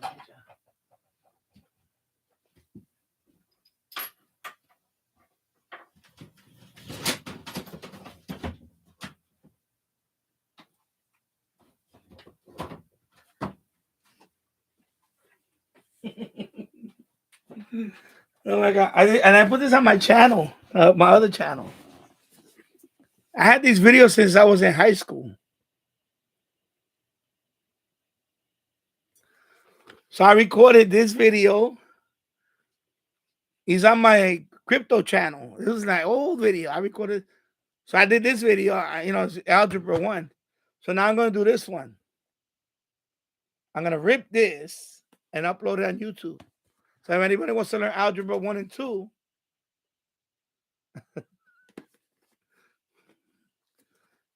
before they go bad, I'm going to put it on YouTube. Let me see what that video is. I'm going to put the link to that video. Let me see.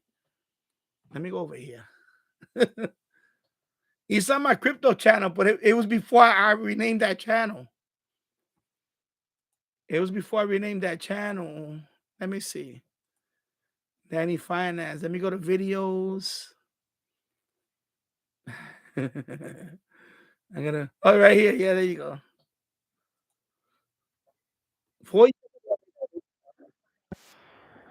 Okay, let me pause it.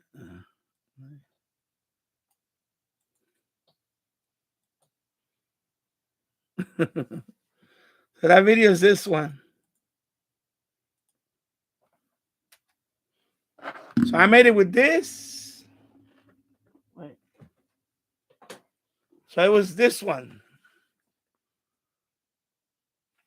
And I used this in a VCR. And this is from Video Tutor. This is old.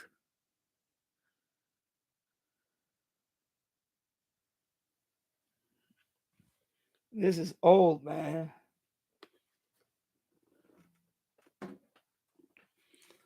So I ripped that video and I put it on YouTube like 4 years ago, before I started the crypto channel.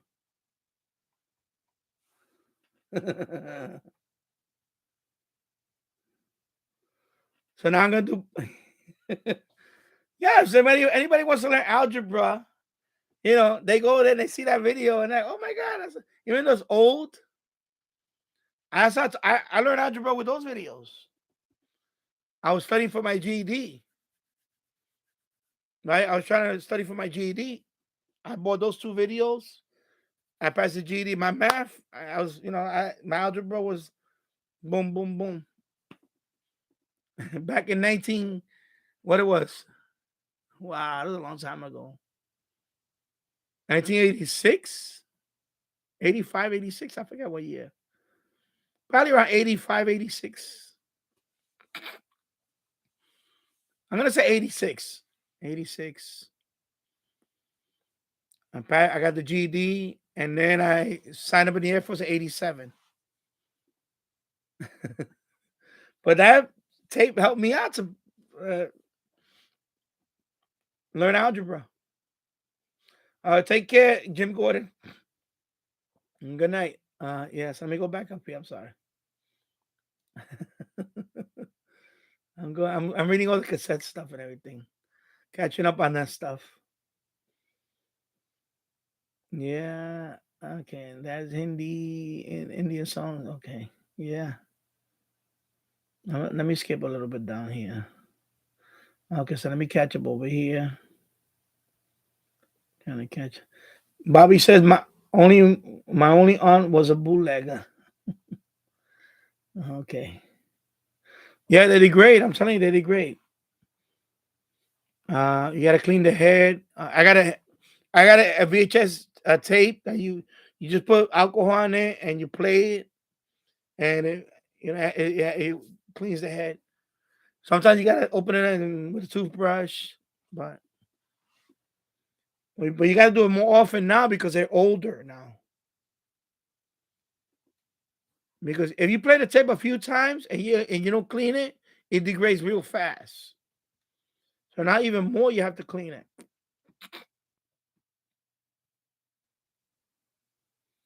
Are you sure that no one is watching you? I am and several others too. We don't want you. No, I'm okay. Yeah.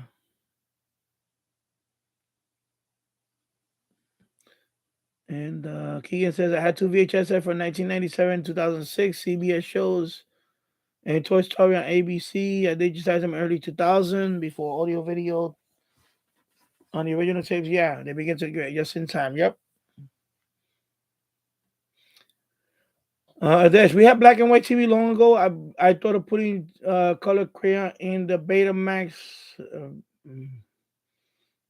VCR back then. That would have made. Oh God. Yeah, I'm telling you, I have some from the 80s. I have cassettes. And I go way back.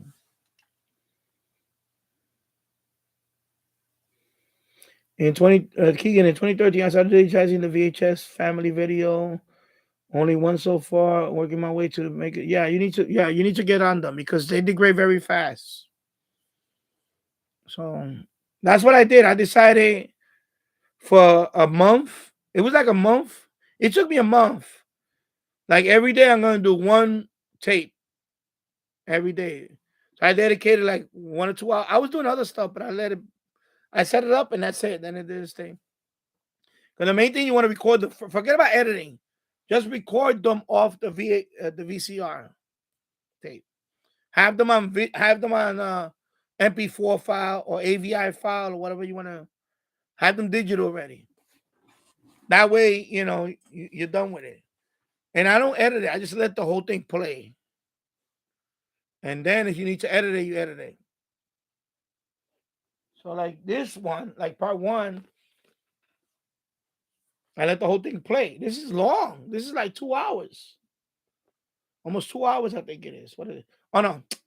Not so. 47 minutes. Excuse me. It's right there. So this is less than an hour. I play the whole thing. And then that's it. Now I gotta do the second one. So this one is gonna be 43 minutes. The second one. So I'm gonna do this one soon. I'm gonna upload it, but I'm gonna re-upload the old one. I'm gonna put it on the Danny Show channel or something on another channel. I just leave it there. But I'm thinking about making one just to put those type of videos up there, like instructional stuff. But so far, I haven't got hit with a copyright because I guess it's so old. No copyright so far. Then I have audio cassettes, like memory. The memory power. I have all that. I could just make that into a video and upload it, and people could listen to that. I got Tony Robbins, but that's copyright. I know that's gonna get hit with copyright. Tony Robbins. I got like the audio tapes and this DVD, CD, DVD. I got that. Tony Robbins, Personal Power. It's called Personal Power. I used to listen to that stuff.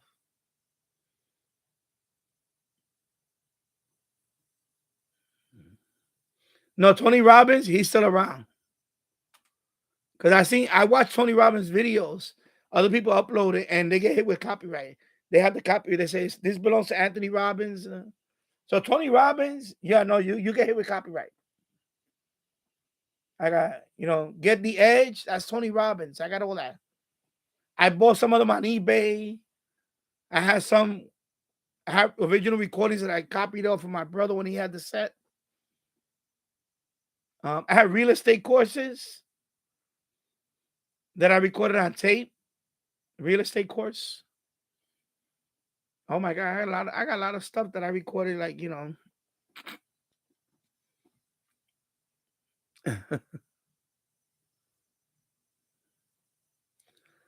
All right, Michael, take care. TV Radio, have a good weekend. And I'll see you next time. Take care. Yeah, so let me go back up here. 7 people watching, 9 likes. Thank you. 1 hour and 56 minutes in the books. And I'm going to be on for another hour or so. I'm going to be on for a while. I'm not doing anything tonight. I'm going to be on for a while. I'm not going to play radio and all that. I'm just going to, whoever want to come in and talk and ask questions, feel free to, join us. Just lay back Friday, kicking back, trying to stay warm today. I got my sweater on. It's a little cold in the basement. 14 degrees outside today here in New York, in Yonkers, right near New York City. So we're getting hit with a cold, with freezing.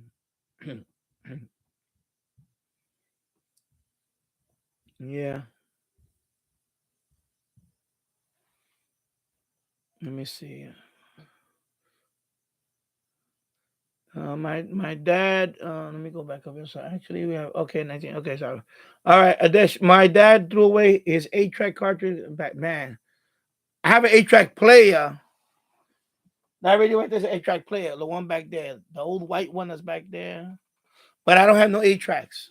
Not one 8-track I have, so I can't even try it out. But it's probably not gonna work because maybe the belt is already broken. Or excuse me.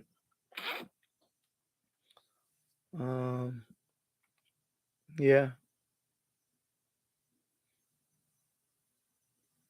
And King Diaz, I also have a video. Let me see. Actually, my bro got one of that, but I don't know how he used to edit it. Yeah, because I use the VCR. When you put the tape, you let it play. You play it, but you're gonna connect it to this. This is gonna go to the computer, and you're gonna run You can run. There's a lot of software, but the one I use is OBS. Open Broadcaster Software. That one you can record. In OBS, you have to tell it where the source is from. So I'm going to say record from USB dongle. It's going to record it. It's going to play a little screen on it. You're going to record that, and that's it. And you record it. And then when you're done, you stop recording. And it's going to save that. It's saving that file into an MP4 file. There's other formats, but I usually do MP4. Because MP4 works for YouTube. In case you want to upload the video straight to YouTube, they MP4 is pretty good. So that's what I record, MP4. I tell OBS MP4 I want, and it records good quality. It works. Of course, when you're doing that, don't run anything else on that computer. Just let it record. Take a walk, or grab a sandwich or whatever. Let it play, and then when you're done, and then you edit it. After that, you take that MP4 file and open it in a video editor if you need to edit. Like I usually trim the beginning and the end a little bit, unless people want to see that blue screen that says play. I usually edit that out a little bit. Excuse me. And that's it. There's other things if you want to clean it up, but I usually don't use all that stuff.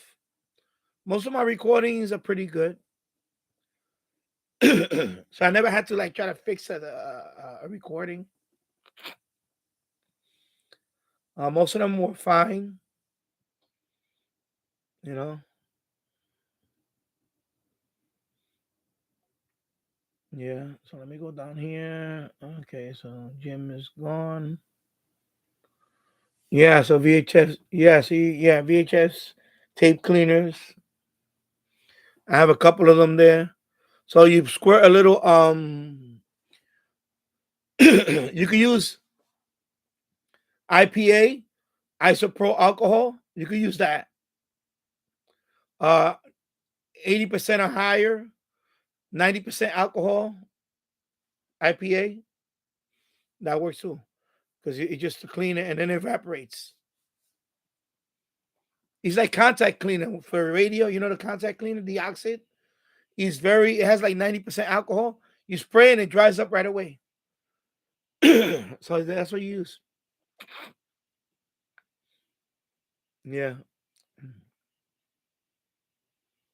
And then let me go down here. Okay, now I got a whole bunch of scrollies.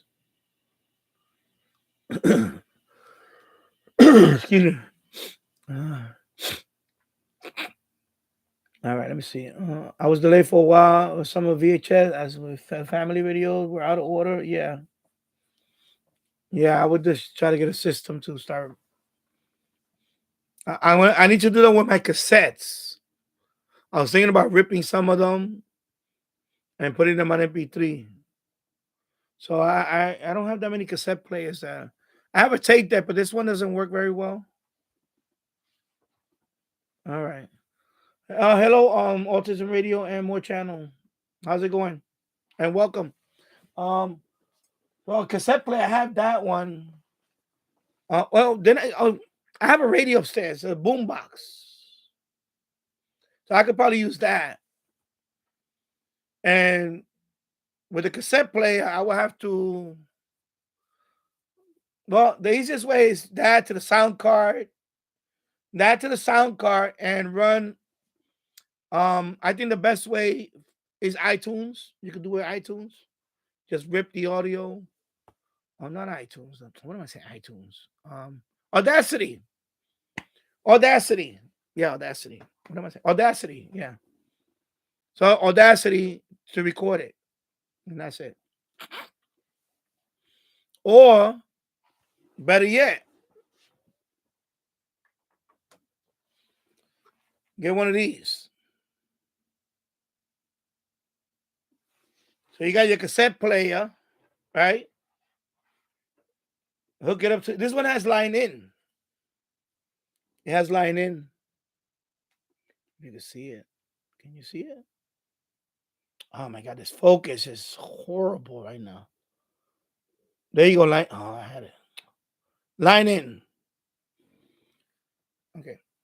Cassette player, hook it up to line in, automatically records it for you. It puts it on an MP3 file. All you need is an SD card. You need an SD card. And that's it. And it plays it. And then you take that in Audacity if you need to clean it up. You open in Audacity with the sound wave and you clean it up. So this is better. They hook it up to the computer. Because you don't need a computer. You have this with the cassette player. And this will record your cassette player into this MP3 file. And then you just edit it in Audacity. So this is better. That's why I bought this. So I want to record FMDX from my radio. I want to record it to hear the audio. And this one, you can set it up so it won't record until they hear something. Until they hear something, then they'll start recording. Yeah, yeah, the Retekis V1115 does that too. Yeah. So you can use that one too. Because I like this one because it has line in.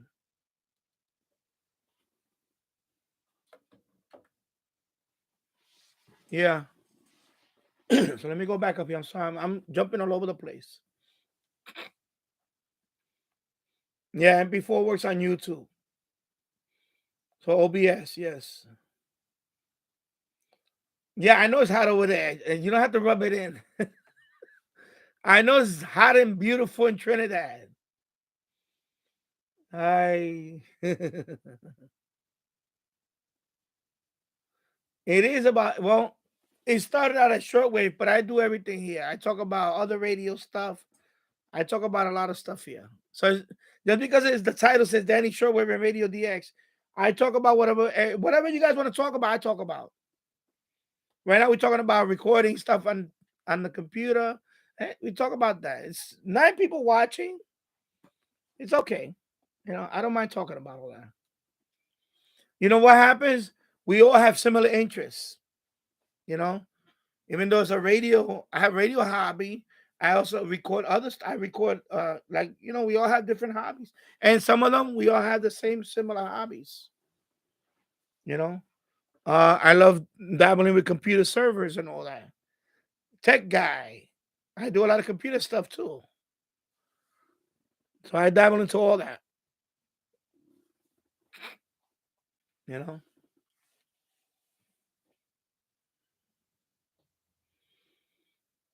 So yeah, we could talk about whatever. Yeah, OBS. That I use it because it's free. You don't have to pay for it. You don't have to. There's no licensing fee. It's just free. It works. TNDS of the VHS and with the CBS shows from 1997 have paid ad from both. Yeah, tape over again. And I will keep the ads.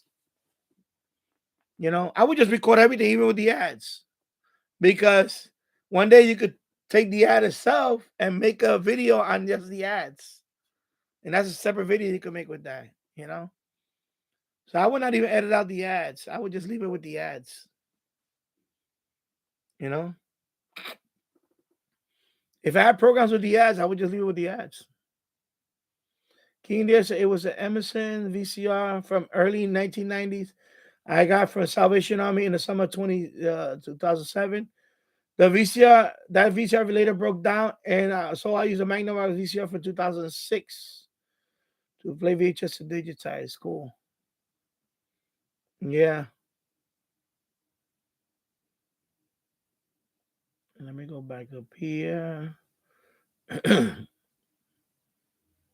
me go back up here. Okay, so I'm just gonna call it the Autism Radio. I'm not gonna read the whole Autism Radio and more channels. I'm just gonna call you Autism Radio. If that's okay with you, unless you got a name you want me to call you, that's fine. Otherwise, I'll just call you that Autism Radio. Is that cool enough for you? And all right, so that's your what is it? Oh, okay, it's right here. Yeah, it's 8 p.m. Kind of going in the back shed to get some air. After I will look at some alien/info documentary on YouTube. Yeah, I watch those sometimes. I watch some of them. I haven't watched them in a while, but I watch them sometimes. Yeah. Yeah, so Autism Radio, and also I get the Retekis V115. It has shortwave MP3. I don't have that radio, but yeah, I heard that's a nice little radio. It is a nice little radio. So it has auxiliary in. Okay, so that's like line in. Auxiliary in. Okay. Keegan DX, a CBS station on 1997 VHS recording of KFSM Fort Smith, Arkansas, Channel 5. Cool. It's hot here, man, says Adesh. I saw that recording device on Amazon. Okay. Yeah, the Texan is FM radio only, but it's the Q3. The Texan Q3. So what I like about this one, if I hook it up to, like, for example, if I hook it up, for example, Todderbert did this. He hooked this up to a Sangean. I forgot what model was. It's like the one I have. I know it has RDS. I think it's the. I'm trying to remember which. Anyways, a Sangean radio. FMDX, he put it at a station that was open. So this, when you hook it up to that, this won't record until it hits some noise on that one. So if the station is dead, it's just dead. You're not gonna hear no, you're gonna hear a little static, but that's it. When it starts playing, this starts recording. And then when it stops playing, it stops recording. I think that's the way it works. So he recorded, and that frequency, I think he had it running for a whole day. I think it was a whole day, I had to look at that video. So, and that frequency, he called like about 6 or 7 different stations. And he played it when he made the recordings on this. When he played it back, he showed it was all over the country.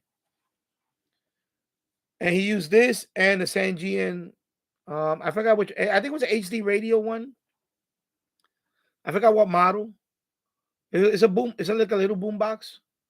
And he hooked it up to the line in, and that's it. And he had a bunch of catches.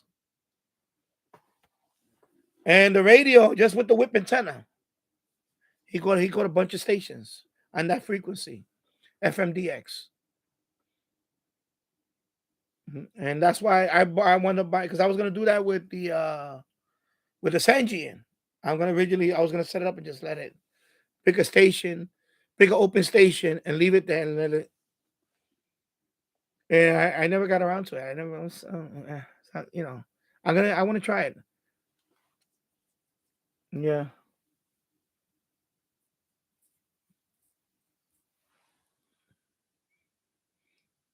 Okay. This city is simple. Yeah, it's simple to use. And that's what you use to clean it up. The audio file. From that, you open it in Audacity, and you see a lot of dead air, you cut that out, and you only, when you see the sound wave, that means there's sound there. If it's dead, like in the beginning, you just cut that out.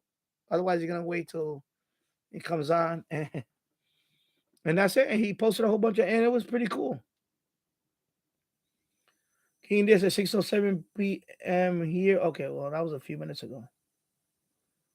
And there's 73. I'm out and let you talk about lots of stuff. Nice, thank you. Anyway, thank you for stopping by.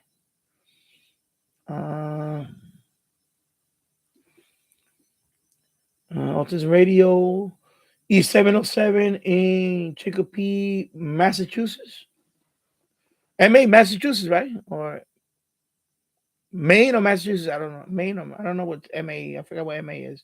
I'm gonna say Massachusetts.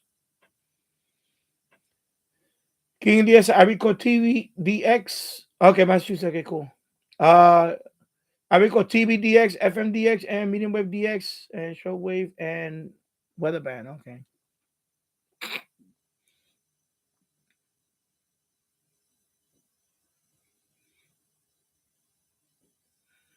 Yeah.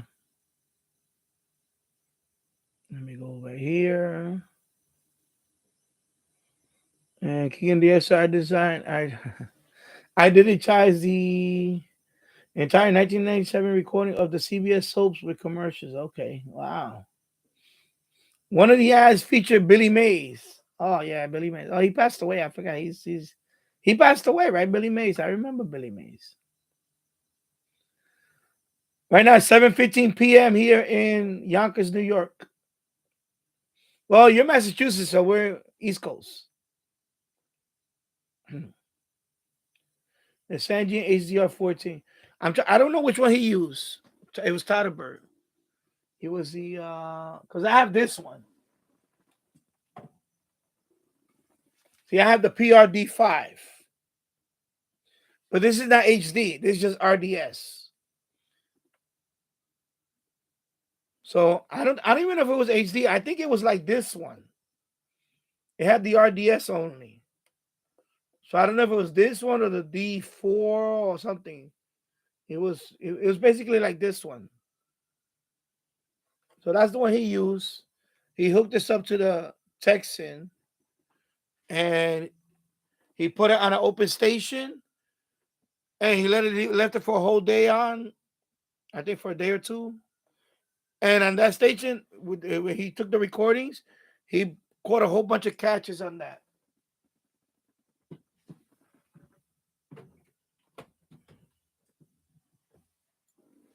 I have to watch that video again so I can see what I forgot.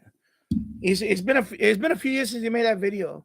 I think it's like 4 years old now. The video, 3 or 4 years old when he made that video. But he used that radio to record. He used like that, something like that radio, and this one with the line in, and then that's it. And then I'll leave it here because yeah. King and the Extra during the credits as the World 10 Guiding Light voiceover, Dan Rather from the yeah, my God, that's old stuff.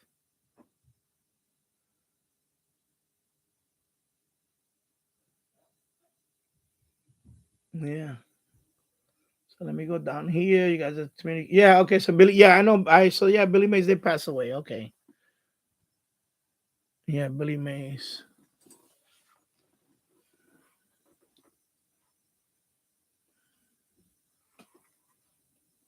And then my great aunt and my grandma passed away in 2016. My great aunt lived to be 104. Wow. And my grandma lived to be 99. Wow. Okay. Wow. So I got 6 people watching, 12 likes, 2 hours and 16 minutes in the books. So like I said, that's why I haven't been here this week, because I've been going to job interviews. I've been busy. I'm trying to get everything ready for when I do start working soon. It's a matter of time before I will find something. I think it's going to be later than, well, I shouldn't say later. Eventually, probably a few more weeks before I start. Because I have one next Thursday that I think I have a pretty good chance on that one. And that one, if I get that one, it's going to be with the same company I worked for the last time. And that one is going to be daytime. And that one is daytime. So I won't get home till like 5 o'clock, 6 o'clock. So even if I do a live stream during the week, it's probably going to be later. I probably wind up doing it on the weekends. Depending on the job, depending on the job, I'll probably start doing live stream on weekends only. And it'll be, Saturday, early Saturday or Sunday, depending on the job. If it's an overnight job, then it's a different story. Then I could pop in during the day more, or, But right now, I don't want to say. I don't want to say because I don't want to say. So I don't know. I'm trying to save up that money. When I get the Icon 7300, I'm not satisfied with the Zygu. No, I like the Zygu. The Zygu is a very nice radio. I like the Zygu. I like the Yaesu too, but I like the Zygu a lot. I'm gonna say the Zygu is. If anybody get their license one day, tech license, and you're gonna buy your first radio, get the Zygu. Get the Zygu. You're gonna get a tech license or whatever. First radio I will buy is this one. It's $400. You're not breaking the bank. 20 watts. And even the power supply. You're not gonna need for 20 watts, you're not gonna need a humongous power supply. So power supply about $60 something. And you're off and running. You're not gonna, and it has a built-in tuner. So you don't need to buy a separate auto tuner, HF. 10 meters, you could be off and running with this guy. You know?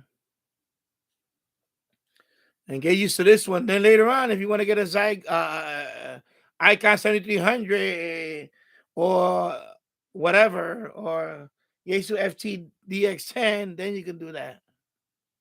Yeah, I know. I'm addicted to radios. I still want a 7300. Or better yet,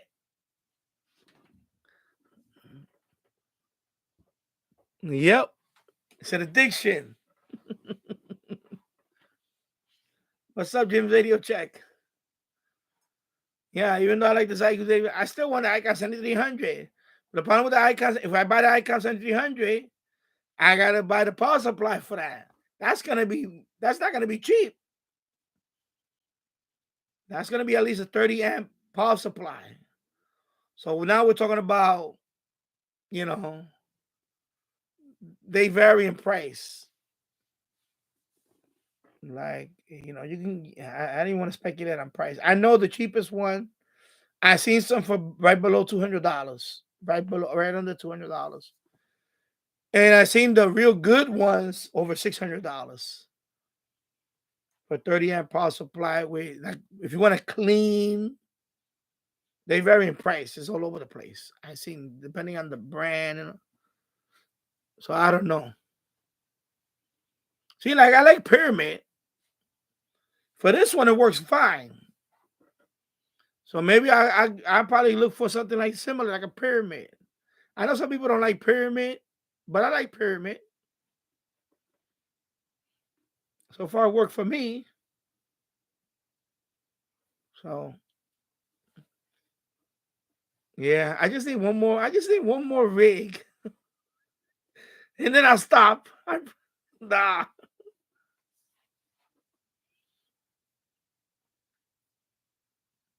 Well, hopefully, I'll be getting a. Oh, you have the Pyramid, the same one? Yeah, that's what. Shit, what I forgot what. I can't see it. Yeah, 10 amp. 10 amp constant, 12 amp surge. Okay, so that's a 10 amp. So that one works with the Zygo. You know?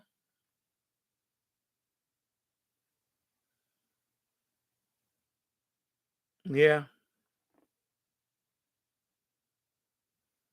Everybody here talking about soap operas. I don't talk about. I watched a few when I was in high school, but that's it. I don't follow the soap opera stuff anyway. I just can't.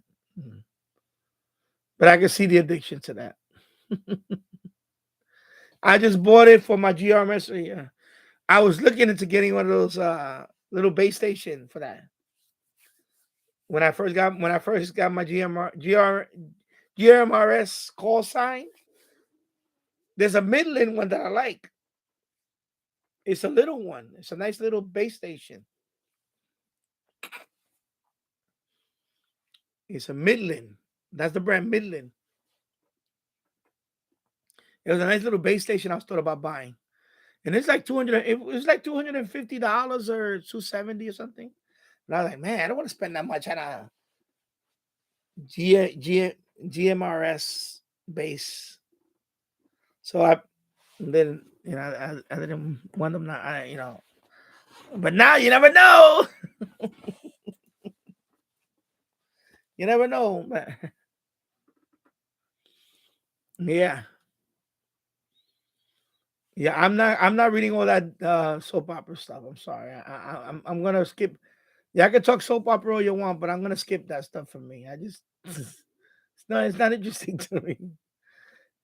I haven't seen a soap opera since I was in high school. I used to go to school with a girlfriend, and that's what she wanted to watch, soap opera. And I'm like, okay, I'll watch soap opera. What was I thinking? Yeah. I'm gonna skip a few. Okay, I remember watching The Price is Right. Yeah, I watched that. This is once in a while they still give it. I watch it once in a while still, but Now I'm gonna skip down to yep, I'm addicted to radios. Yep. There you go. I'm addicted to radios. Yep, that's me. What is a soap opera? Well, you guys watch. That's a soap opera. I know what soap opera. I used to watch a few. When I was in high school, it was some girl that I was interested in, and she was her soap opera was Days of Our Lives. So I would watch that with her, and I'm like, oh my god, are you kidding me? Yeah. And then there was another one, Another World. So Anne Heche, whatever her name was, she just passed away.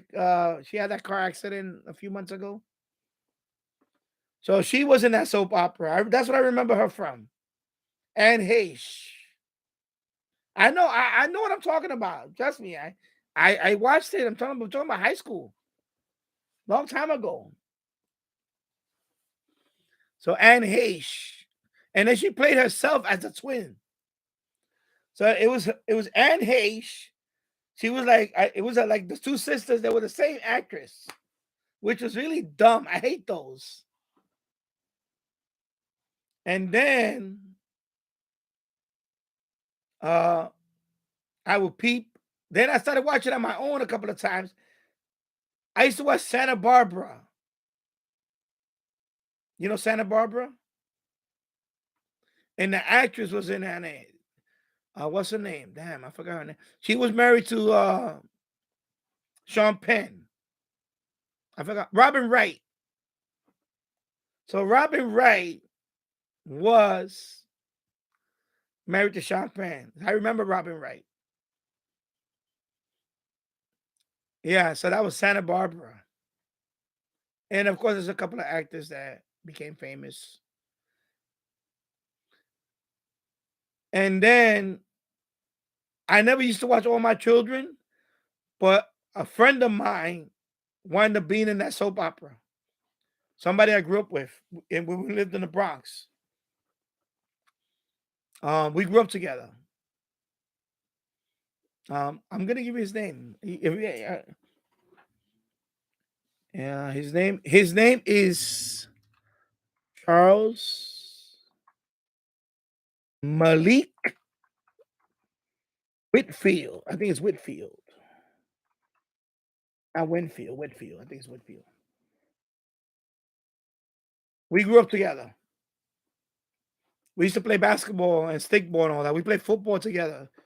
I knew we when I met him, he was like a kid. He was a kid. So he started, he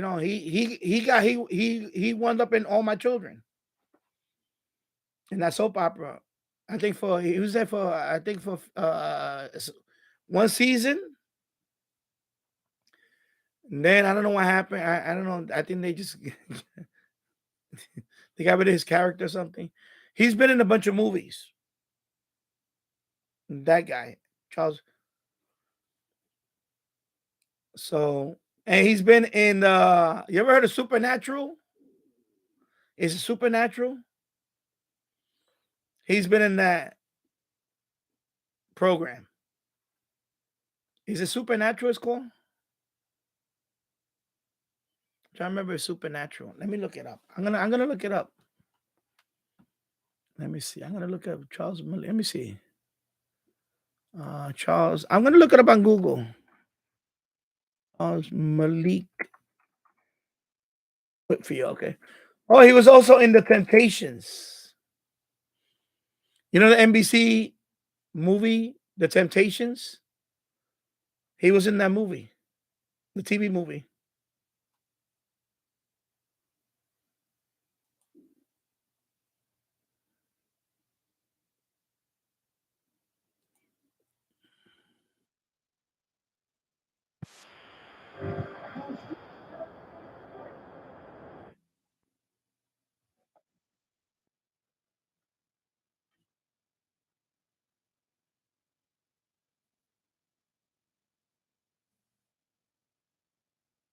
Anyway, this is a video of him.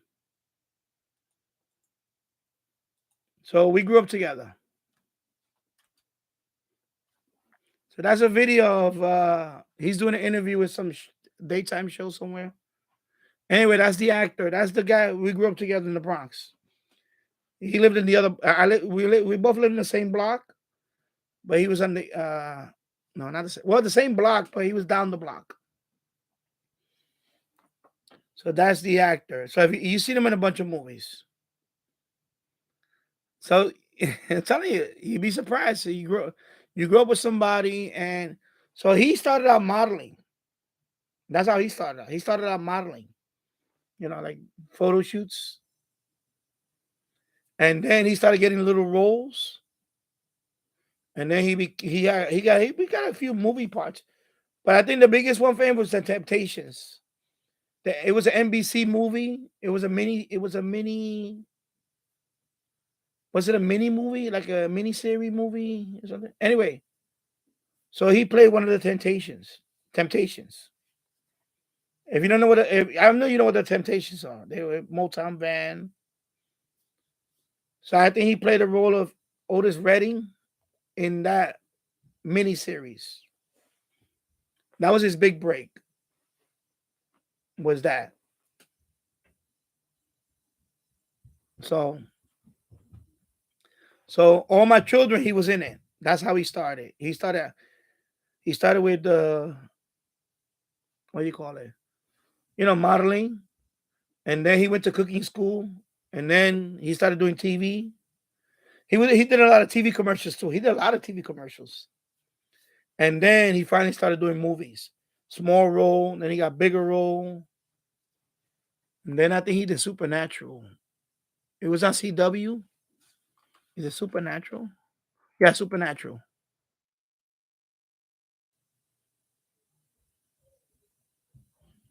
So he goes. So sometimes he goes to Comic-Con and places like that. He has a little fan base of that Supernatural. I've never watched Supernatural. I'm not into that stuff. But I guess he was pretty popular in that Supernatural. So there you go. So when they say 6 degrees of separation, everybody knows somebody that became somebody famous. And there's a couple of other people, but I think we all run across somebody that eventually became famous or acting, whatever. Yeah.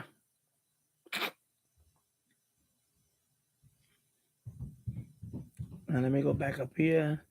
I can remember Edge of the Night. Okay.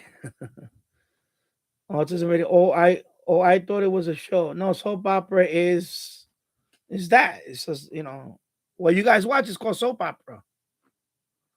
And the reason why they call it soap opera back in the day because I think a lot of it was sponsored by soaps. Soap, cleaning soap. So that's why they started calling them soap operas. King and DX. I remember watching Family Feud hosted by Richard Karn from Home Improvement at Grandma's around. Yeah. Yeah, I remember Richard Karn. Yeah, Home Improvement. That's right. The guy with the beard. Yeah. And I remember John O'Hurley, J. Peterman. Yeah. Seinfeld. Yeah, Peterman. Hosted Family Feud. And Bobby says so. NBC moved Days of Our Life to Peacock style. Yeah. Well, I don't think it was getting ratings anymore. And another thing is ratings. You understand a lot of now. A lot of the soap operas, they're not really ratings anymore. People don't watch that anymore. Now people watch a lot of talk shows. So you're gonna see more talk shows. So it's not surprising that stuff went over to Peacock because talk shows dominate now. Before it would be a certain time slot. Now it's all afternoons talk show. Like on Channel 2, they got the what they call it? The Talk. What is it called? The Talk. Like in Channel 7. And over here is ABC. Channel 7 is The View. CBS is The Talk. So they want to do those type of, a lot of that's not is a lot of it's dominated by talk shows now. The talk shows dominate now. So, and Keegan says replaced by NBC News Daily on the broadcast. Yeah. I only have Peacock to watch the 2022 Winter Games. Yeah, I'm not going to buy Peacock.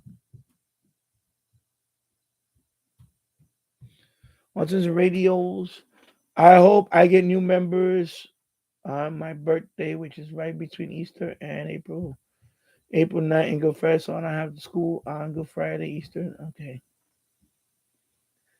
We are at 7 degrees here, supposed to warm up to a near 40 by tomorrow afternoon. Yeah, same thing here. Right now it's 12. So right now it's 12 Fahrenheit. And mostly clear.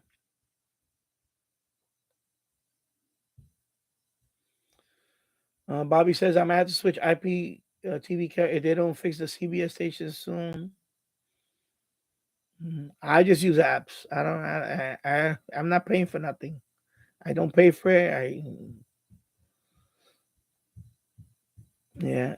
I thought about YouTube TV for a while, but I was this close to getting it. But then, as soon as I thought about paying for it, they raised it, and I started looking at the price. I'm like, this is like cable. Why am I gonna pay for?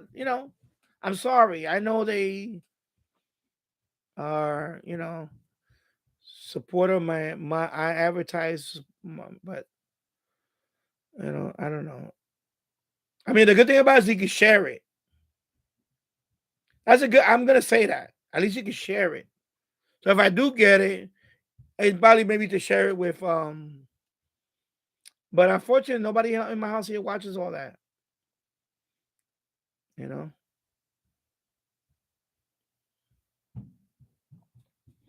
Yeah. Yeah, that's but Jim's Radio Check. You still have cable. Wow. Yeah, I ditched cable a long time ago. I think it's like 15 years since I got rid of cable. And I thought about YouTube TV for a little bit, but then and at that time it was cheaper. But now it's almost as much as cable. So why are you gonna ditch cable to get YouTube TV? What I do now is I have over the air antenna. I have some apps on my Fire Stick that I watch, but of course those are not. I'm not gonna say what they are. They just say that you get some streams free, and they get shut down all the time. Okay, so they get shut down. So I just wait for the update, and then it's just, I'm sorry if I'm gonna be accused of being then so be it. But I'm done. I'm done with paying for TV. I'm sorry, I'm not paying for TV. I'm done with that. Right now it's a ripoff. It's just too much money. And then you have the free stuff like Pluto TV, Airy TV. Those are free. That's enough content, and what I watch on YouTube. That's enough content for me to fill up a whole day if I needed to watch stuff. And I don't watch a lot of stuff all the time. I watch stuff here and there, but so that's why I cut the cord a long time ago. Right now I'm gonna upgrade my antenna because that one is really bad now. So I'm gonna get a bigger antenna, directional. That's what I'm getting next. That's what I'm getting. Yeah. Keegan there, so my grandma used an antenna to watch local Green Bay San Antonio. She got dish in 2006. Yeah. Yeah. So I don't know. Keegan there, so my dad and I use an antenna here in Northwest Arkansas.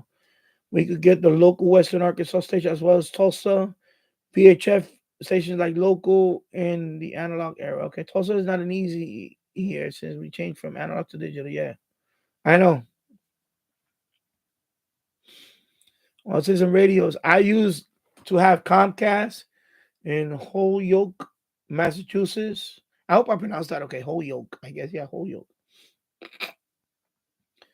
Which I was born at and moved to Chicopee, Massachusetts. And Comcast is in at Chicopee, Massachusetts. So I had to use TV antenna and Sling TV. Yeah, Sling TV. Yeah, TV antenna. That's the way to go. Yeah, I'm not paying for TV anymore. I just don't see the value in it. Right now, over the air, I did a band scan back in New Year's Eve. Of course, my antenna's not the best. You saw it, 83 channels. I got up to 83 channels over the air with a little antenna array that I made. Of course, when I replace that with a bigger Yagi antenna, I'm probably gonna get maybe 86 channels because I noticed there was a few channels I'm missing still. So I can get it close to 90 channels over the air. That's good. And then the rest of it, of course, I watch YouTube. I also sometimes I have it on Pluto TV. I have Airy TV. I watch some stuff in. And the rest of it, Amazon Fire Stick, I get some other stuff. But that stuff is more like, there's plenty of YouTube videos on that. I'm just gonna leave it at that. And you're doing this guy. You wear the skull and crossbones and go R. I don't pay for TV no. I'm not gonna do it. I'm sorry. I'm sorry if somebody's gonna say I promote that. I don't promote that. I'm not saying to go do it. Go get the Fire Stick and go get those apps. I'm not saying that. I'm not saying Cody. I'm just saying that I'm not gonna pay for TV anymore. I'm done with that.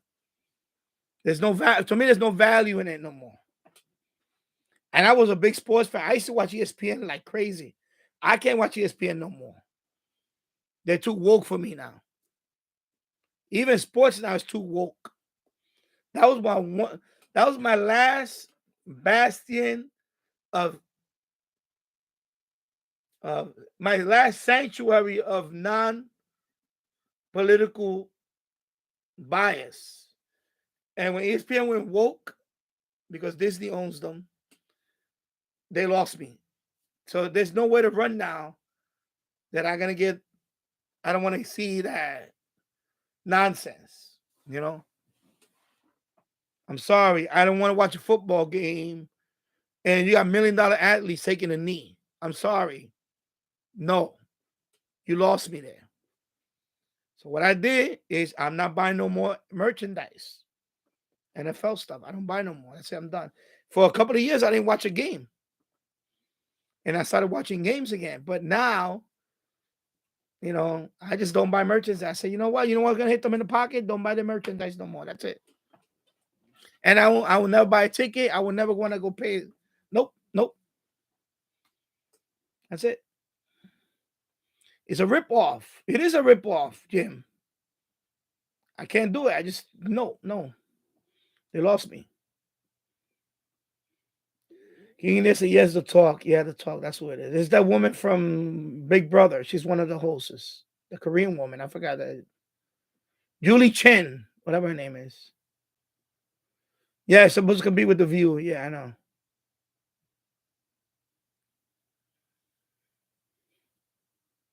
Yeah, it's ridiculous. Yeah.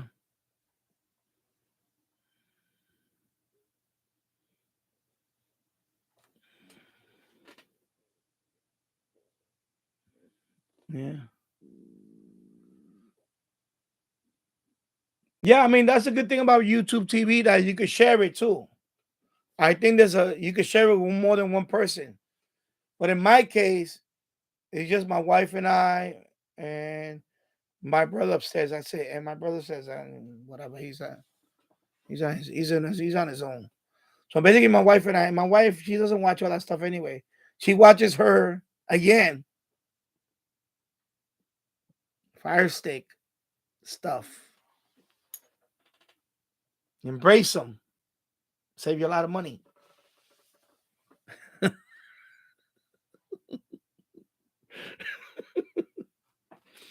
Embrace your inner pirate.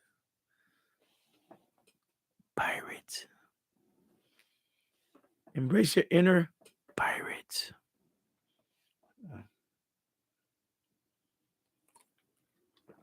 I'm not paying for TV anymore. No, sorry. Another website got shut down. USTVGo.tv just got shut down a couple of weeks ago. I was another place I used to go to watch stuff. They got shut down. It's a matter of time before another USTVGo.tv pops up. Just gotta wait. In the meanwhile, you just gotta wait. That's it. I'm not paying for TV. No, I'm not. Sorry. I'm sorry. I'm not doing it. I'm not doing it. Not with the garbage content that comes out of most of it. Nope. Not doing it. Why am I going to pay for MTV when it's not music television anymore? Why am I going to pay for VH1 when it's not music television anymore? Why am I going to pay for the History Channel when they don't even teach history anymore? You see what I'm saying? I'm not paying for that. Forget about it. They're all the same now. They're all reality. They're all the same. Even they got different channel names. They're all the same genre type thing. You know? Ice Road Truckers. Are you kidding me? You know? Or that bike, whatever, OCC, whatever it was. Stupid. How many ways are you going to make a bike? How many ways are you going to make a chopper? Wow. That's fascinating. Kidding me? Yeah. Jim's radio check. Let me see where I'm at. Oh, actually, I actually don't have. I don't have cable. My stepson pays for it, and I refuse to. Yeah, it's like an addiction for some people.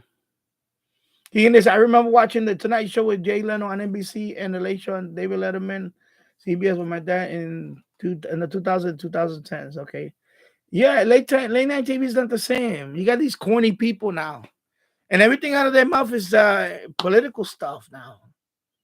They're not funny. They're not funny anymore. I don't find them funny. Saturday Night Live is not funny anymore either. Not the way I used to watch it.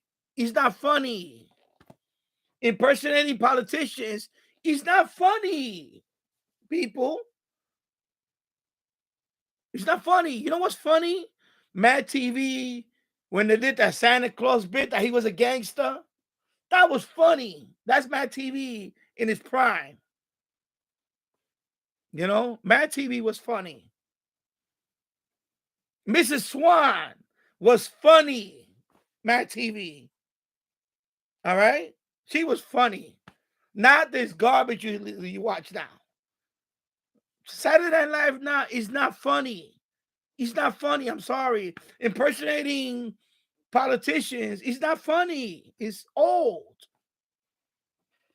It's played out. It's played out. How many times are you going to impersonate the same politicians? That gets old. It's like a good joke.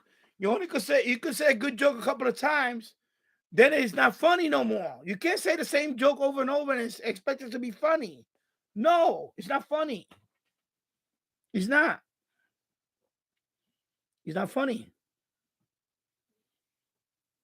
You know, it isn't. James Radio Chat, there's a lot of good free apps out there. Yeah, there is. Autism Radio, everything in America is expensive because of, man, I don't want to get into that. You know, Mr. Magoo. I know I call him Mr. Magoo. He can't remember what he did 2 minutes ago. Mr. Magoo. So yeah. Mr. Magoo. Keegan there. So when I have to go to bed early on a school night, I can listen to Letterman on my clock radio tuned to 87.7, which is audio carrier of KO TV Tulsa on analog channel. Say, okay, cool.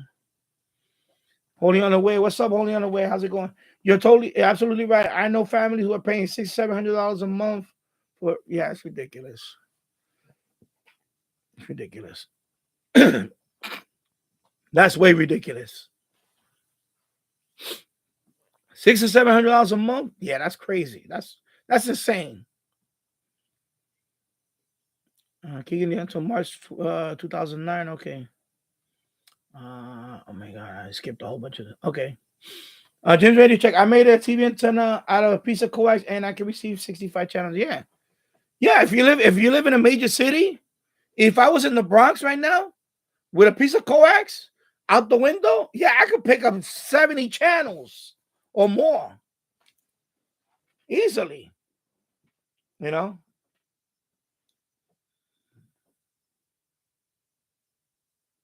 Yeah.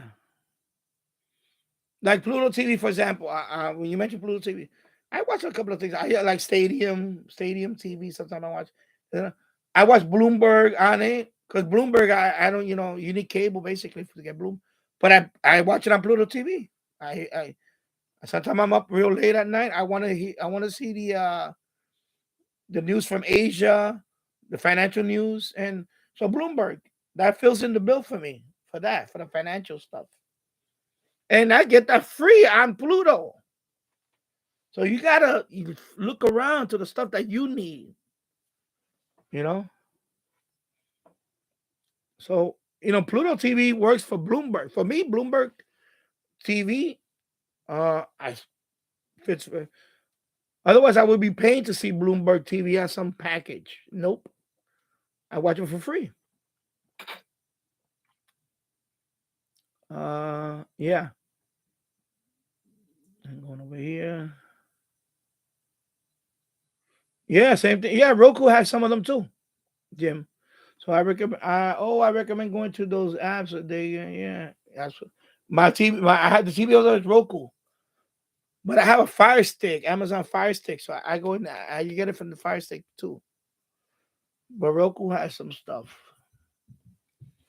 You gotta look around, and there's a lot of videos on there. There's a lot of videos you can watch that stuff, and they tell you how to get it. That's it.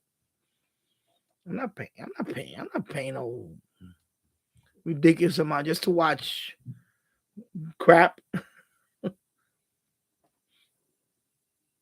Didn't really take the trip and check out. Yeah, I got Pluto. I just use it on the web browser. I have it on my on that one. I have the app on that. Yeah, I watch it over there. But over here, I put it on my browser. That's it. On the computer, when I'm here, I watch it on my browser. I have a Linux box upstairs. That one I have the app. I watch it up there. If I'm up there, I put the app on. There's another one called Airy TV. AIRY TV. It's also like it's like Pluto, the same interface, but it has different channels. It has other channels. So that's another one you could check out, Airy TV. And it's free. So between Pluto TV and Airy TV, that's a lot of channels already.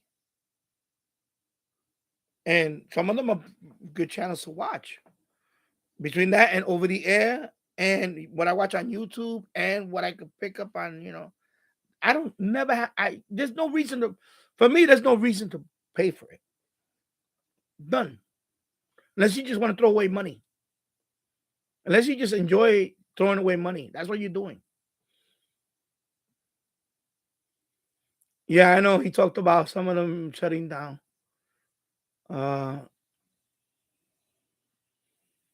No, I think what's happening, I don't think that's gonna happen anytime soon, because the minute one of them shuts down, there's gonna be another one that's gonna come out, and I think some of the content is gonna go away. Like I could see, I heard that the other day, like some of the content, like for example, Newsmax. I know DirecTV, which is owned by AT&T, they basically Newsmax is not going to be there no more. You could watch Newsmax on Pluto TV right now. So you don't need cable to get Newsmax. However, there's going to be a point where Newsmax is not going to do free Pluto TV. You're going to have to pay for it to get it. But right now, Newsmax, you can still get it free on Pluto. And there's a couple of other ones like OAN. That's another one, OAN. Of course, I'm talking about, what I would watch.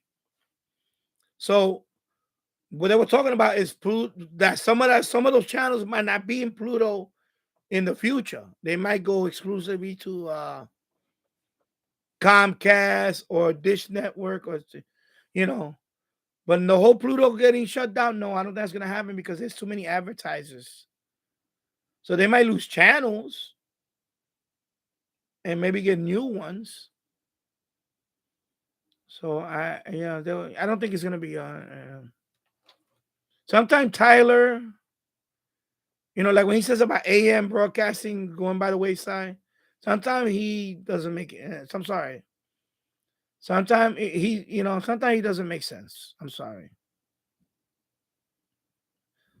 When he made that one about AM broadcast bad, I said, okay, this guy's he's just hating on radio now. Yeah. I'm sorry. No. AM radio is still going to be around for a while. Because as long as you got a lot of talk radio and low power, they're going to still be around. They're going to be around. They're going to be around for in my generation, they're still going to be around. Now, 25 years from now, 30 years, that's a different story. But I think next 10 years, AM radio's here to stay. They might be shutting down in Europe because, but they don't have what we have here. We have a lot of talk radio stations here, a lot of calling shows, a lot of political talk shows, talk radio we have here. We have a lot here, especially and the AM band. We also have NPR. The AM has NPR too. NPR is on AM too.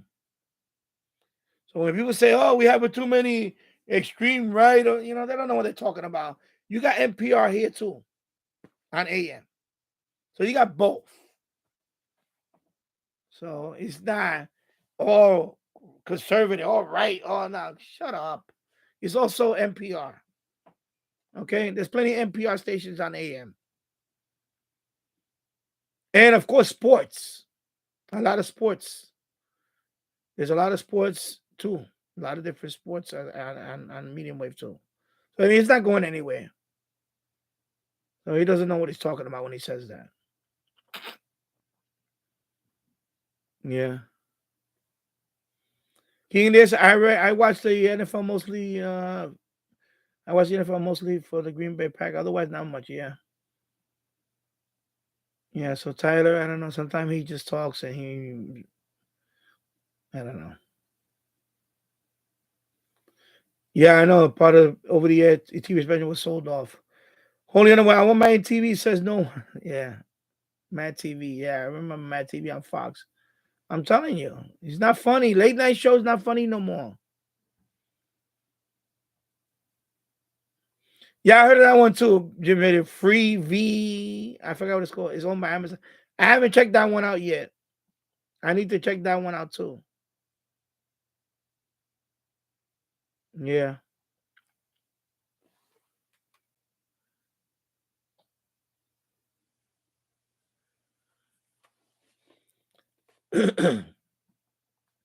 Mad TV on Fox. Yep. James Ready Chat. I like to watch the old Red Skelton show. That guy is hilarious. Okay. Yeah, I heard of Red Skelton. Yeah, Mad TV did a lot of parodies. King and said Mad TV did parodies of the Price is Right, Family Feud, Tonight Show, and yeah, they did a lot of parodies. Yeah. Wholly Unaware. Headlines, Stupid Pet Tricks, Stupid Human Tricks. They're still rollicking. Rollicking on YouTube. Yeah. Yeah.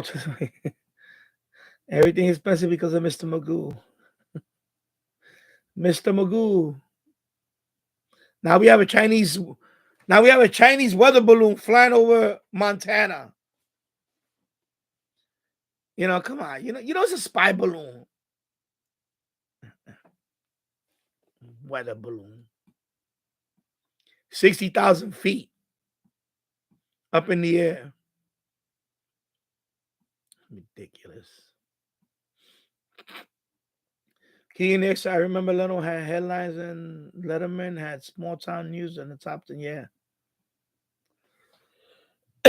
Excuse me. Yeah, Pluto Pluto TV pays the bill with commercials. Where with the ads? With the ads. And some of them signed, exclusive deal with them. Like Newsmax, I'm sure Newsmax had to pay to get that channel. To get that channel there, they had to pay something. But right now they have quite a bit. If I go to, I'm gonna open it on the browser. Let me see. Hopefully, it won't slow down the stream and kill it. If I start seeing the wheel, then I'm gonna be yeah, it's already loading kind of slow. What the hell? Okay, right now, oh, so I'm on Bloomberg. Okay. So if I go to news and opinion, so right now they have all the CBS stuff. So they have Sky News. That's another one I like watching on Pluto. Sky News. So Sky News is another one I watch on Pluto. So there you go, another one I watch. Sky News, Newsmax, Blaze Live. I watch that sometimes. OAN Plus, America's Voice. I don't watch that TYT. I don't like those. He's an idiot. Anyway, the truth. Especially that woman. She's a nut job. Ugh. I watched The First. That's another one I watch sometimes. The First. And Yahoo Finance. Sometimes I watch it. And then everything else, and Weather Nation. So there you go. So there's some good stuff that I watch there. And of course, some of the sports stuff like the stadium sports. And because I used to watch, I forgot what wrestling was for stadium. I don't watch it no more. But before, when I had stadium over the air, I used to watch it. Ring of Honor. I used to watch that. I don't know why I still watch it. Sometimes I just past the time I used to watch it.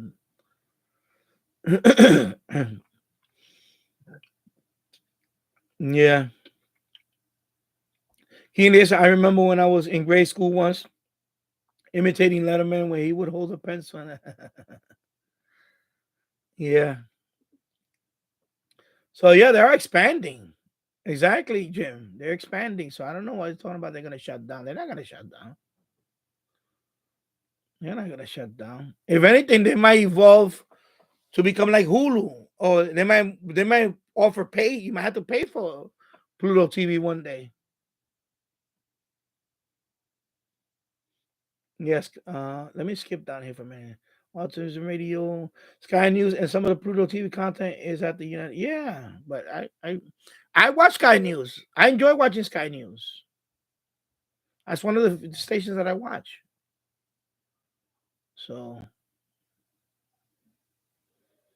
let me go back over here.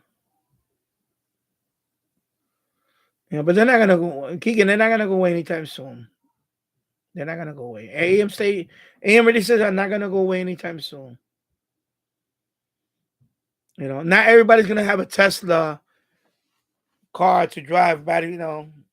Not everybody's gonna pay $60,000 to buy a new car. No, that's not gonna happen. The Honda we have still has an AM, FM radio on it and a CD player. It still has all that, and we put it on AM most of the time. When we go on a long trip, we put AM radio. We want to hear the 1010 winds.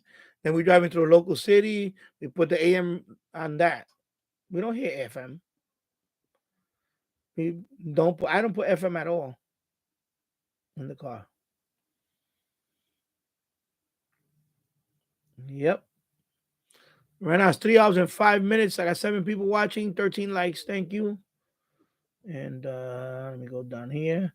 So even if AM station go away, I still have my radio transmitter. Yeah, I got mine too. I'm looking to get another one, but I want to get something more. But I'm gonna hook that one up soon, and I'm gonna see what I'm gonna do with it. Yep.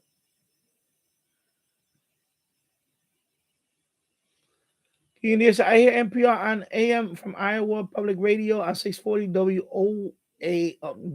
WOI Des Moines, 910 WSUI Iowa City, and 1010 KRNI Mason City, depending on conditions. Late afternoon at the earliest in the winter, at least. And I'll be back in a few minutes. Okay. And you're back. Okay. There's a lot of on-demand movies you can watch. Yeah, of course.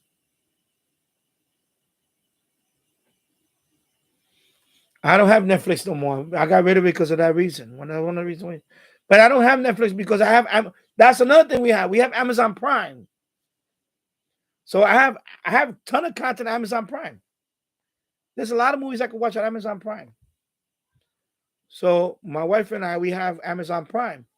When we got Amazon Prime, Netflix was a waste of money because we used to watch everything on Amazon Prime.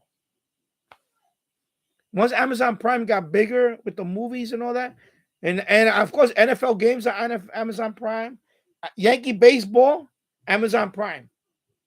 Some of the games, Amazon Prime. So Netflix became, to us, they kept raising the price, and we got rid of it. It's been over a year since we got Netflix we got rid of. We got rid of Netflix. And they started restricting the sharing, and now you can't even share it. Nah, we got rid of that. We got rid of it a year ago. And we had it since the DVD days. We had Netflix when we used to send DVDs, when they used to mail us DVDs. That's how long we had Netflix. We had Netflix for a long time, for like 15 years. 12 years, 13, I forgot, 13, 12, it was a long time ago. When we first started mailing out DVDs, that's when we had Netflix. Then they went to total streaming accounts. Then now they have their own content, their own movies, their own minis, their own series. Now Netflix is like a TV network, a movie network, right? TV network. And plus, I didn't like some of the content they started coming out with. Like the stupid Obama stuff. I could care less about. I could care less about all that stuff. I mean, they got that stupid deal with the, not really him, it's the wife. I just can't. No, she's forget about her. Oh my God. So anyway, like once they did that, it's okay. Oh, another Disney. Here we go. That's what happened to Netflix. They became like Disney. And I said, I'm not done with these people. Another stupid. It's just, like, just stay in the middle. Why you have to be so? My God, like. So that's why I got rid of them. That's another reason why I got rid of them. Just didn't like the content anymore. Then they started doing some other stuff which I don't agree with. Yeah, so forget it. Everybody embracing all this nonsense. They got woke. That's what happened to them too. They got woke. So Netflix for me, no thank you. So answer your question, Bobby. I got rid of them a year ago. Autism Radio. My local CBS News is in Boston, Massachusetts. And it's on Pluto TV. Okay, cool. Yeah. And Jim's Radio Check, to be honest with you, the only no, I like a lot of other stuff. But yeah, I like Zoomer Radio. I like CHML. I listen to CHML 900. I listen to a lot of things. I listen to a lot of stuff. A lot of stuff I listen to. I'm all over the place. I can listen to a lot of stuff. BBC World Service, NPR station. At night, not during the day, but at night when they turn over to BBC World Service, I listen to that too. I listen to that too. I don't think they're gonna lose, Bobby. They're still pretty big because they have their own content too. Like right now, they've been playing this ads. It's a funny. It's a funny. I guess it's a series now. It's a funny series with Eddie Murphy, and it looks funny. I saw the ad. The ad looks funny, but I'm not gonna sign up for Netflix to watch that. No, I will. I would love to watch that because looks funny, but I'm not gonna pay Netflix to watch it. I'm sorry, I won't watch it. You know what I'm saying? But it's exclusive to Netflix. You know, and it looks funny. But looking at the commercial, it looks funny. But I'm not gonna pay Netflix to watch it, so they could just. I'll watch it when it's out there in the when I could.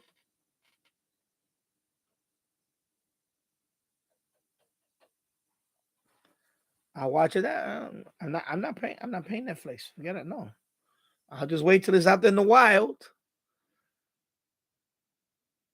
and I'll watch it.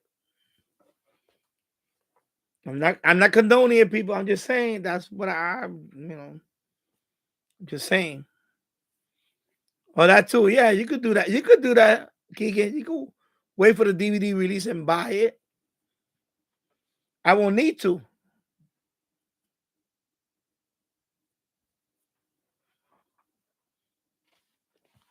Embrace the pirate.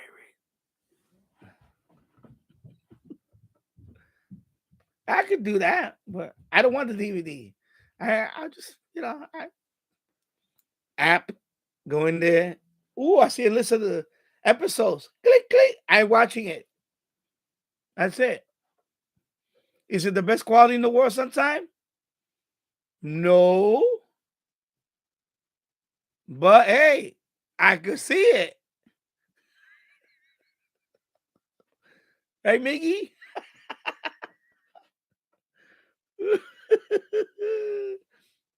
Ooh. Season 1, episode 1. Click, click. Coming through that fire stick, baby. I'm not paying for paying. Days are over for me, man. Nope.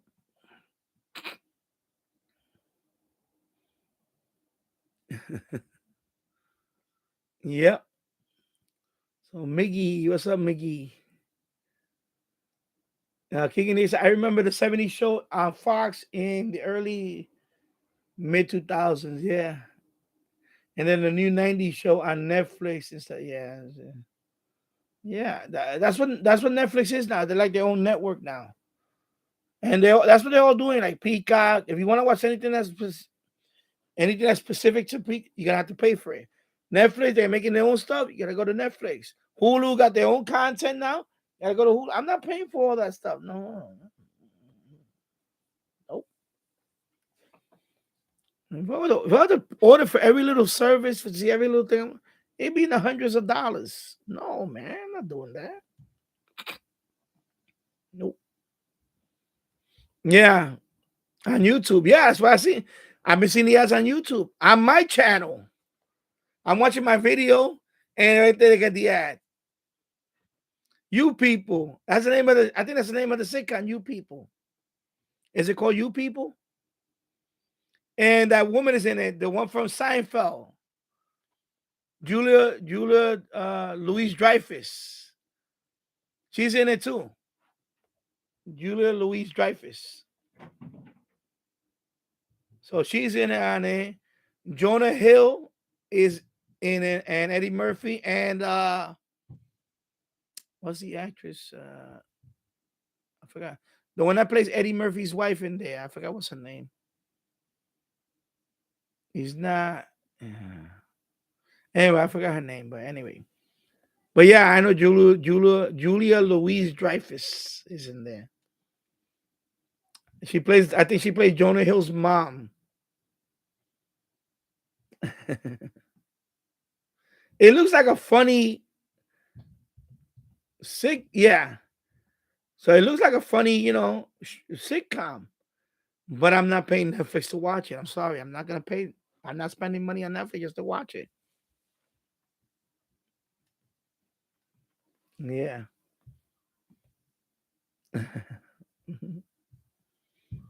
I don't know. I don't. I care less about that.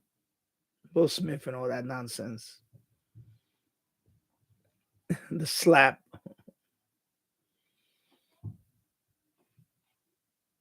Yeah. Sometimes I wonder if that's even real or not. I don't know if that was staged or not. Yeah. Keegan there said, I hear BBC World Service on NPR station 89.5 KWGS Tulsa and 89.9 KRPS Pittsburgh, Kansas late at night. Yeah. Yeah, because BBC World Service comes usually after midnight.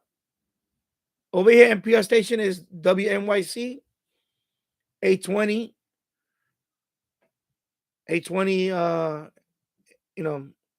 kilohertz. And so at midnight till 6 a.m. is BBC World Service overnight. So when I'm up late, I'll listen to that sometime. I'll listen to the headlines and stuff like that. Yeah.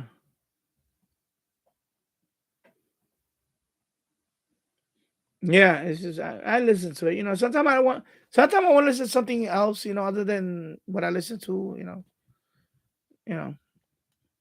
Like Sky News on Pluto. Sometimes I don't want to watch, so I want to watch what's going on in, the other side.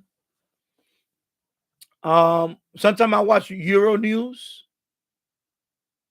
But I go through the apps. There's apps for that. So sometimes I watch on Amazon Fire Stick. I watch all that. I watch France 24. That's French news. Sometimes I'll watch Euro News. They have app that has all that stuff. They have Sky News. There's other ones that I watch. RT I used to watch, but I don't watch it. I stopped watching it because they got crazy. I used to watch RT sometime. RT, the Russian one. So I like to watch a little bit of, I watch a little here and there. I like to watch all that stuff. Yeah, DW, Deutsche Well. Yeah, that's another one. I think that's the one you're talking about. German one. With the apps, I watch all that stuff. RT also. And then sometimes I watch I have apps that I watch Al Jazeera. So I watch Al Jazeera in English. Sometimes NHK World, I'll watch that. Al Jazeera, I know Al Jazeera. I watch NHK World. I gotta have a list in my head, the ones that I watch. Of course, the Chinese ones. I think CCTV.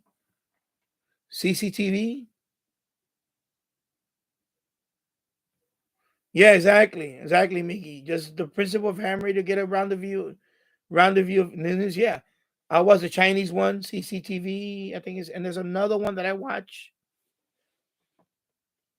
and there's another couple of them that I watch.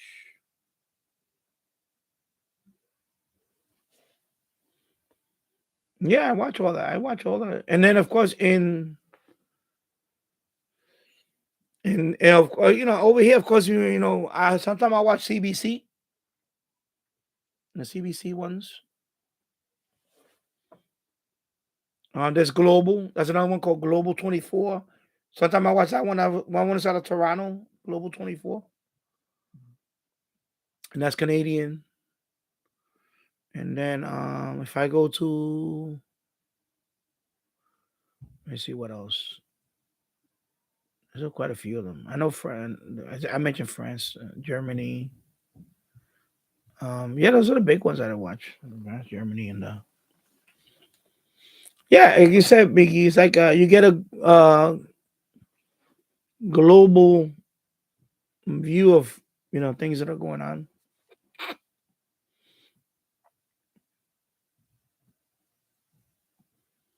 And some I watch because of other content, not the news, but it's other stuff. Like my wife and I will watch because that's one thing I don't have satellite. When I used to have the satellite in the Bronx and I had the dish, I used to watch like cooking shows from the Middle East, like Arabic cooking shows. Cooking show. Yeah, cooking. Cooking program. When I say cooking show, I'm talking about cooking program. And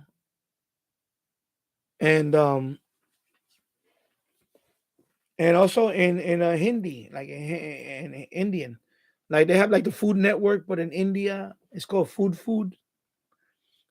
Like I watch those shows too, like because they're cooking Indian dish, but it's in India, and it's not the Food Network. It's their own channel called Food. And there's another one called Food TV or something. I forgot what it's called. And I watch those. Sometimes I'll just sit there with my wife and watch that, and instead of watching some, I can't watch the cooking shows over here. They go over the top. Some of them are ridiculous. Some of them are fake.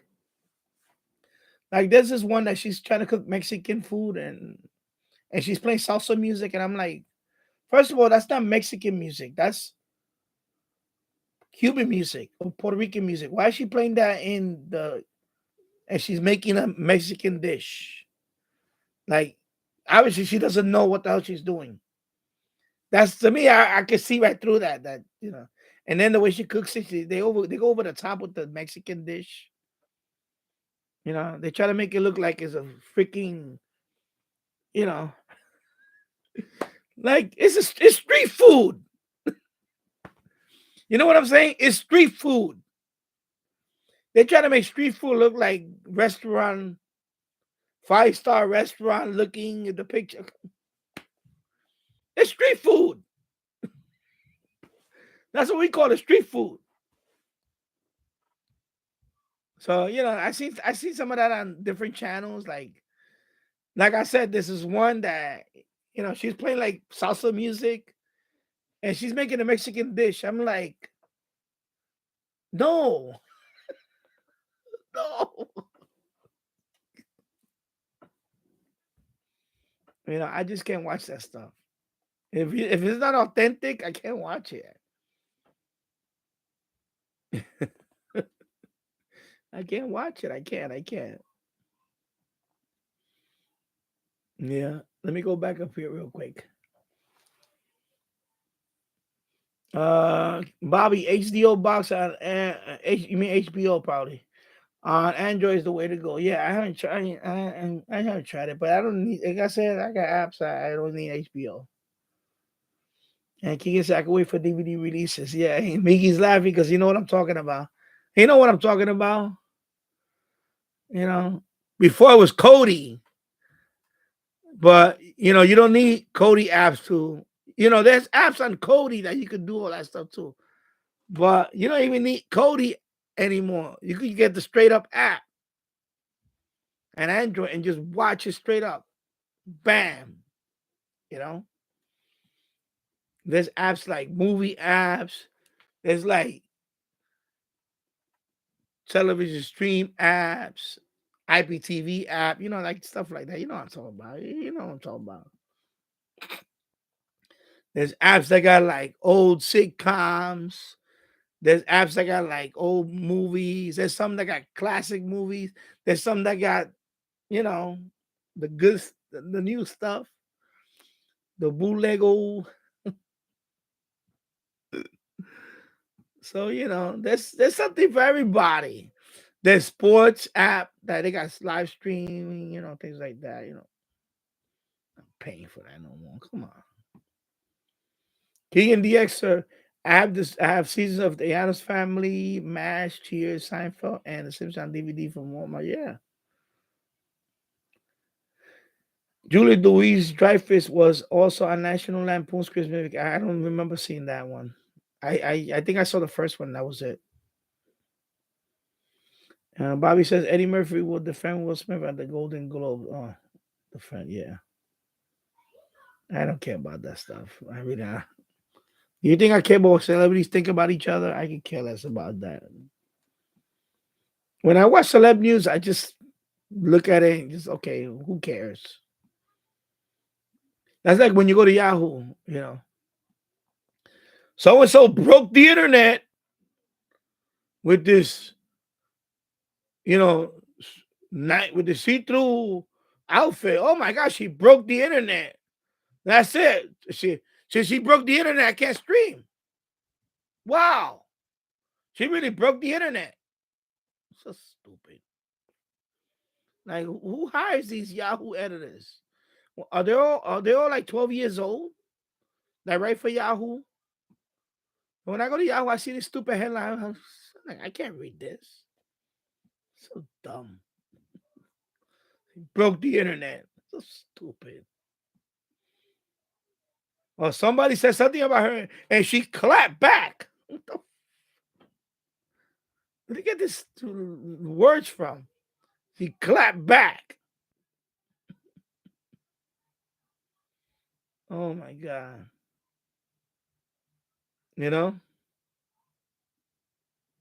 She clapped back.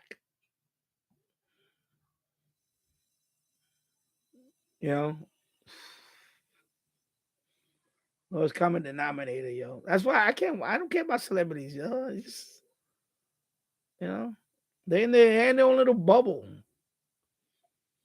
They go on Instagram, woman is like 65 years old and she's posting nude. Like, who cares, bro? Like, they're just trying to stay relevant, Like, they haven't made a hit record in 20 years. They haven't been in a hit movie in 20 years. But all of a sudden they got to pose, they got to pose nude, whatever it is. Because they're trying to stay relevant. That's all it is. It's sad. It's sad when it revolves around stuff like that. It's sad.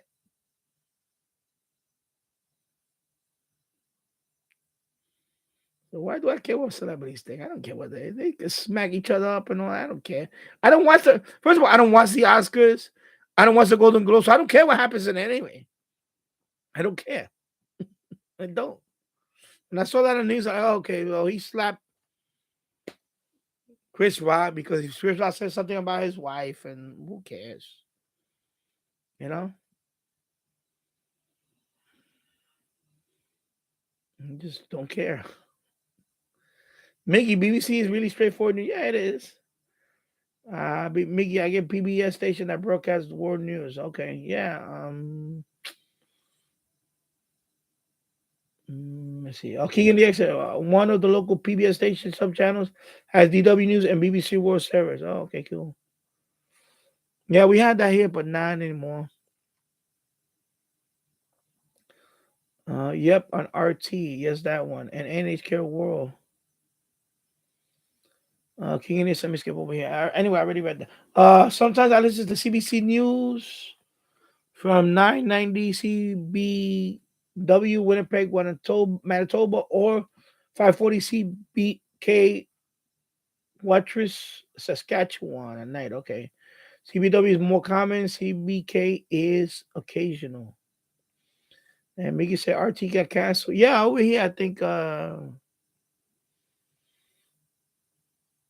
we had it free, but that was a few years ago over the air. But it was only for a few months. But over here, it changes a lot. Over the air, it changes a lot. 1 year, not even a year, sometimes a few months, you can have these channels. Then when you do a rescan, boom, you can have a whole bunch of new channels. and because they're changing often. I used to have Stadium Sports over the air, no more. I had this other channel that had like fishing weather and all that, no more.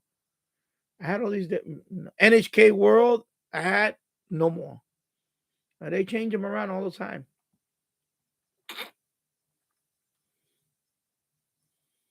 And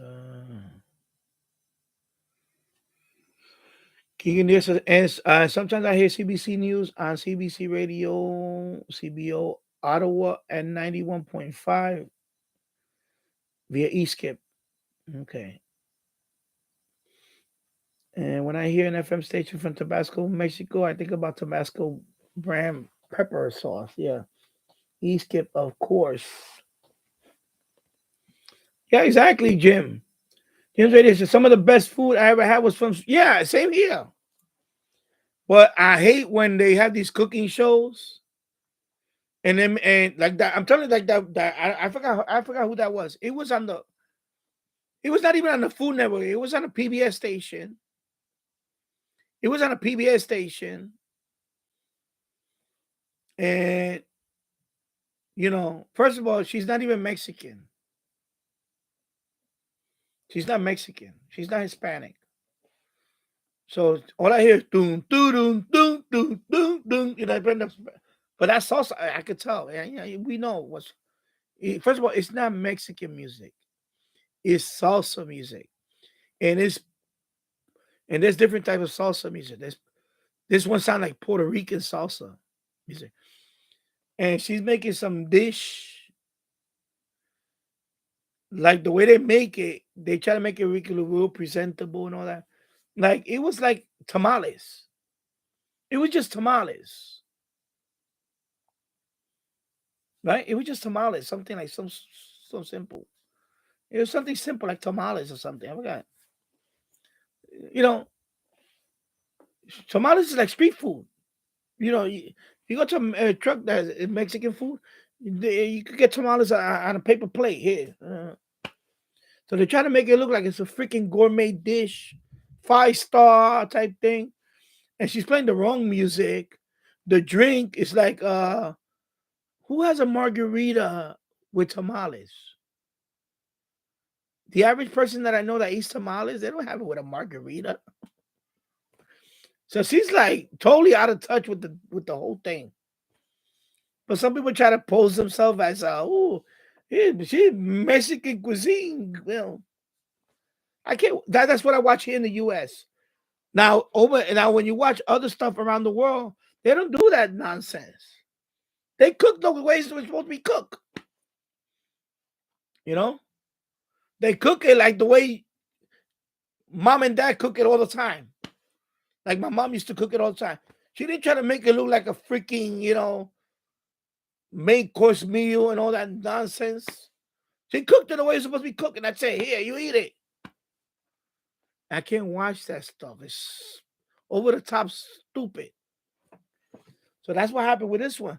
Right? When I heard the music, I'm like, okay, first of all, that's Puerto Rican salsa music. Why is that on a Mexican dish video? Why? So I'm already suspect on the authenticity of this person trying to prepare that. So then it makes a tamale. She puts it too much over the top on there. A tamale is like a lasagna. Enchilada is like a lasagna. Instead of using pasta, you layer it with tortillas. That's what you're doing. You put the sauce, you put it in chicken, then you put the tortillas on it. That type of. She just make it like a freaking. I'm like, get out of here with that. Yeah. Anyway, it's like over the top. Like that's why I can't watch cooking shows over here. And of course, I don't watch Rachel Ray. I don't watch. I seen first couple of times I seen the way she cooks. It's like, okay, I can't eat that stuff. I can't. It's like Like they try to go over the top. Every little dish is trying to go over the top. You know? Like, no, I can't. I just can't. So, like when I watch other around the world, they cook it the way it's supposed to be cooked. That's it. They don't try to go over the top. You know? It's like, yeah. Excuse me.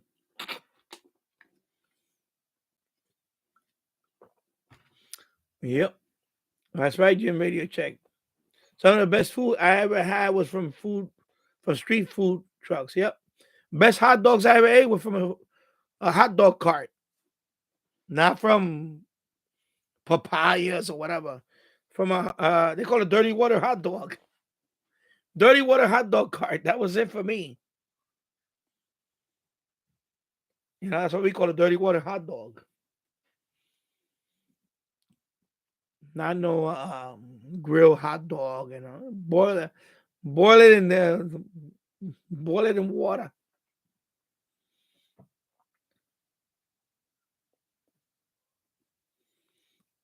Yeah. What's up, David? Radio Room. How's it going?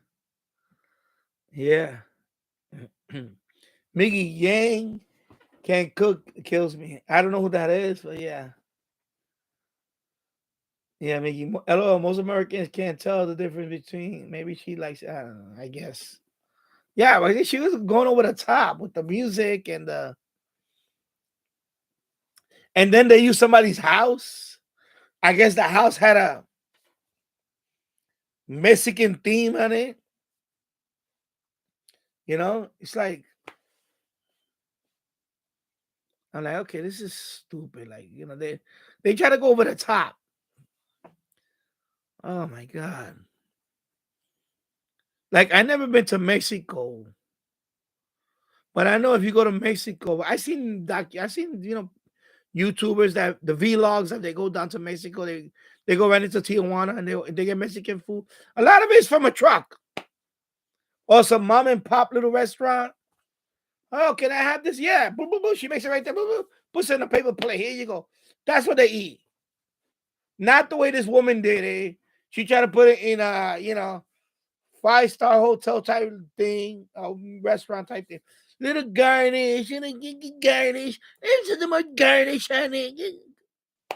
Come on, that's not real. That's not real. Mama don't cook like that.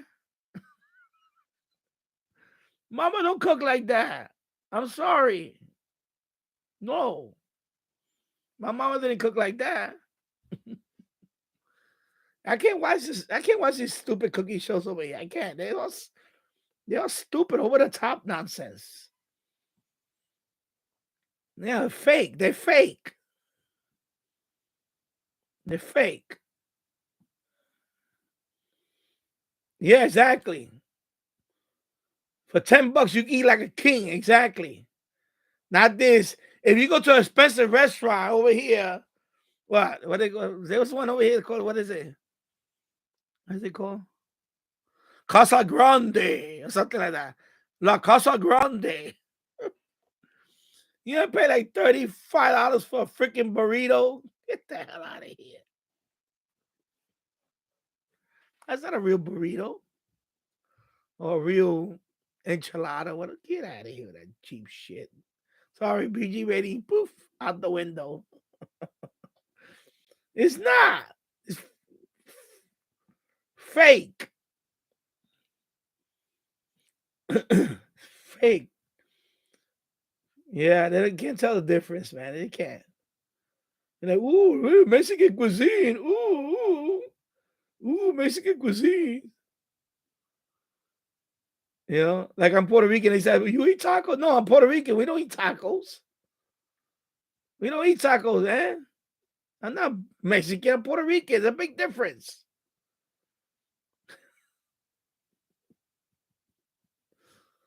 Like, I forget it. This is dumb, yo.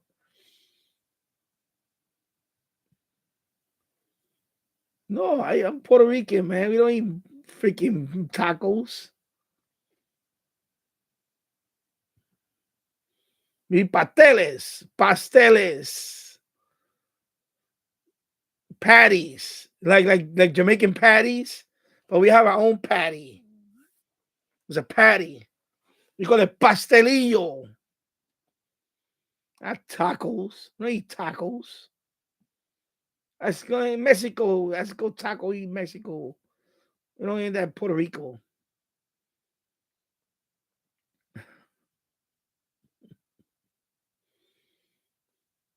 Oh my God. That's where the Tabasco factories are. Bobby says, yeah. Just ready to check. Japan has robotic waitresses that they now bring you food. Okay. I don't care if they're robotic or not. As long as they bring the food and it's not. I'd rather deal with a robot than deal with a nasty waiter or a nasty waitress. You know, I don't mind dealing with a robot, especially if they're not nasty.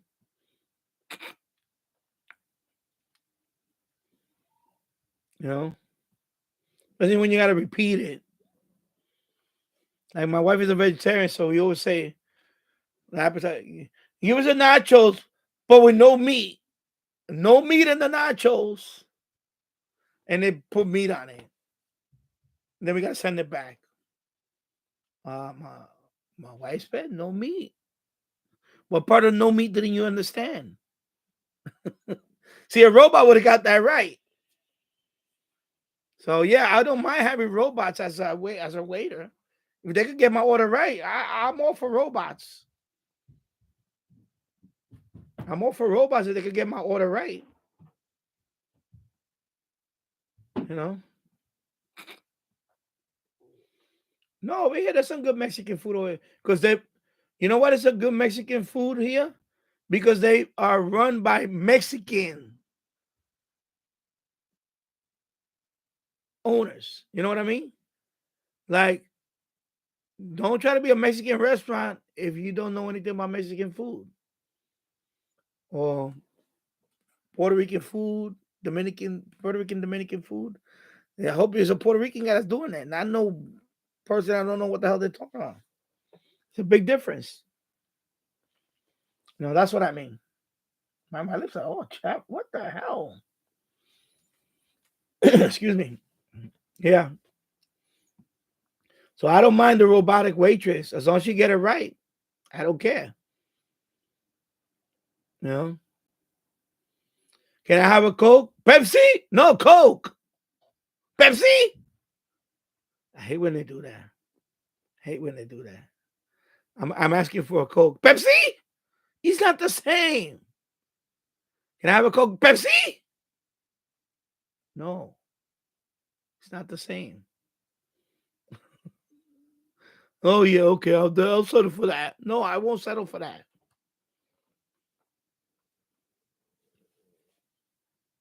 You know? Can I have a Sprite? No, 7-Up? No. You know? Dr. Pepper? No, it's not the same, bro. Stop it. It's not the same. Ugh.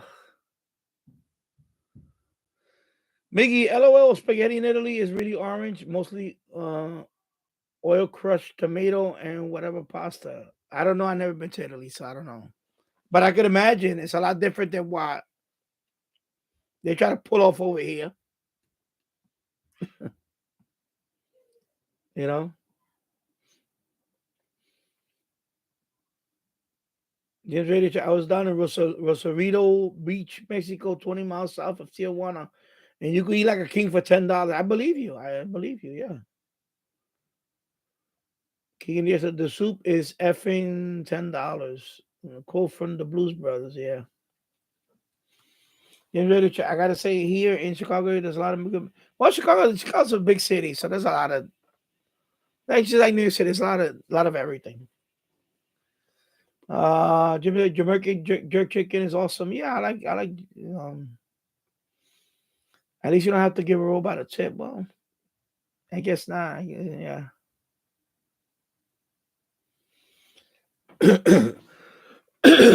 Kicking next to the Mexican restaurants I remember here are Jose's and Kidoba. I guess that's how you pronounce it.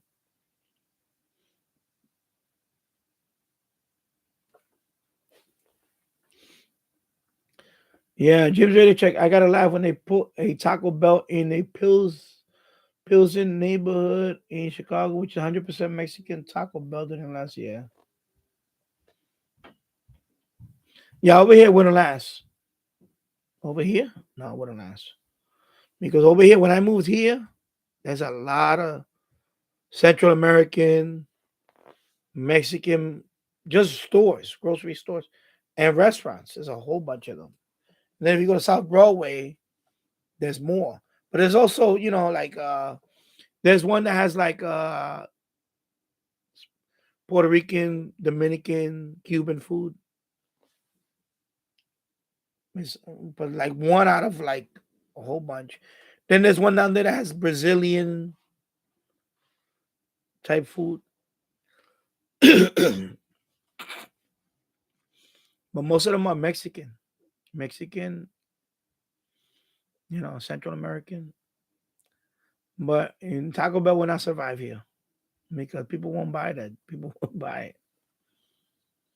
I like Taco Bell, but I know it's not authentic. Like I know it's not authentic Mexican. It's just to me, it's fast food. That's it. It's just fast food that you know. Another one flying over Missouri now. Oh my God, when it being invaded. My God.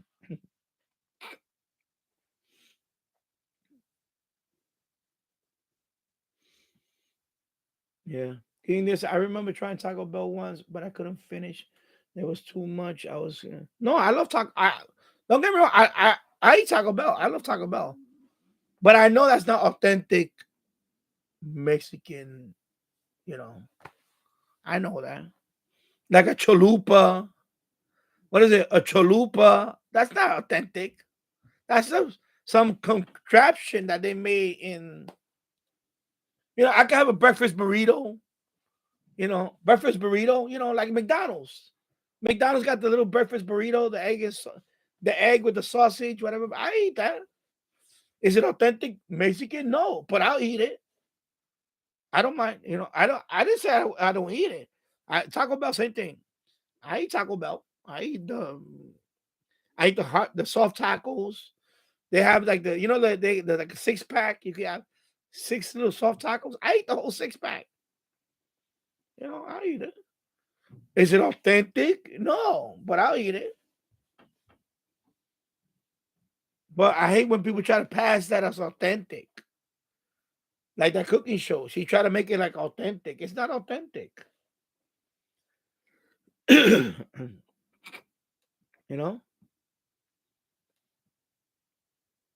there's another one, the gordito or anyway, the chalupa. There's another one, the gordito. I forgot. Anyway, but those are not authentic, but they taste good. I eat it. I didn't say I wouldn't eat it. I'll still eat it. It's fast food. That's all it is to me. Fast food.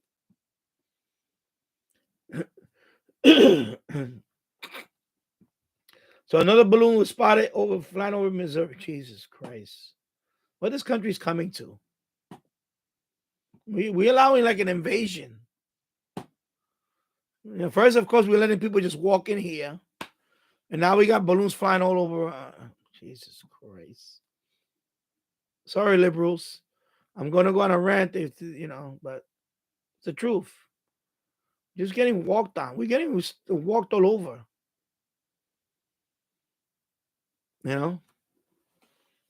Before there'll be a balloon that's going to fly by and probably drop something off the balloon, and it's going to injure some people, and we're still going to let that go by. Instead of sending a freaking plane up there and shoot it down, just shoot it down. That's it. You think if a balloon will be flying over China, you don't think they would shoot it down by now? There's many instances that have happened. It happened with commercial airliners. I know. I'm maybe Jim remembers. I remember there was one. It was a Korean airliner that was flying over. Of course, Russia said it was not an airliner. It flew right over. I think it was flying to Korea. I think it was from Korea. I think it was flying to, anyway, it was a Korean airliner. A Russian MiG shot it down. Boom. Then he never got prosecuted and everything. An airliner. And everybody got killed in that airliner. It was a Korean airliner. South Korean airliner. I forgot. This happened like 20 years ago, 20 plus years ago. Maybe 30 years ago now. Yeah, like 30 years ago. You know? An airliner. And then, of course, and then a few years ago, there was another one of Malaysian airliner that was flying near Ukraine, over Ukraine. It got shot down. They was thinking, or they were saying that it was you know, it was a Russian or whatever, some nonsense, some stupid excuse. So you got two freaking balloons without flying. You can't shoot them down. Just shoot them down. I know. I heard the first one. They didn't want to shoot it down because it was it could have been in a popular. He was flying over Montana. He's not flying over New York City. Okay? If he was flying over New York City, I get it. You don't want that heavy balloon coming down here, hitting a building. I don't know what. It's in the middle of Montana. Last time I checked, there's not a lot of stuff going on in Montana. They're going to shoot that down there? It's more isolated over there than it is here? I mean, what they're waiting for? Stupid. Yeah, it's Mr. Magoo. Mr. Magoo. Mr. Magoo, they're letting him do, you know, they're walking all over Mr. Magoo, of course. You know, he's basically Chinese. He's Chinese. Bought and sold by the Chinese. That's him. You know, don't be surprised if the third one coming around. You know, the first one, they say, oh, the first one, they already said it. They announced it. It flew away. It went on. So more the reason to shoot it down. If they claiming it flew away, so they have no control of it. You know? What they're waiting for it to fly across the United States so they can pick it up on the other side? I mean, what kind of stupid excuse is that? It got away from us. So if the second one got away from you too? Are you kidding me? Stupid. Oh my God, bro. Hey, I got 10 watches now. Hey, there you go. I'm getting fired up now. Let's see. I gotta confirm this one. Second balloon. Are you kidding me? What the hell's wrong with these people?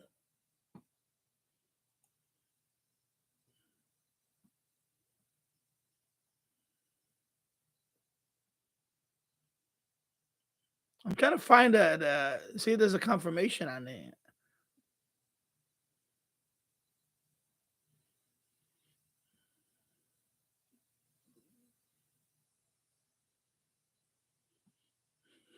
Fucking balloon. Sorry. Just Jesus Christ. If we had a balloon flying over China, they would have shot it down by now. They would have obliterated the freaking balloon. Are you kidding me? Stupid. Or it just got away from us.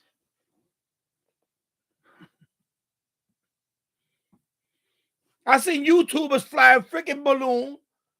It blew up in space, come down, and they recovered the freaking camera and everything.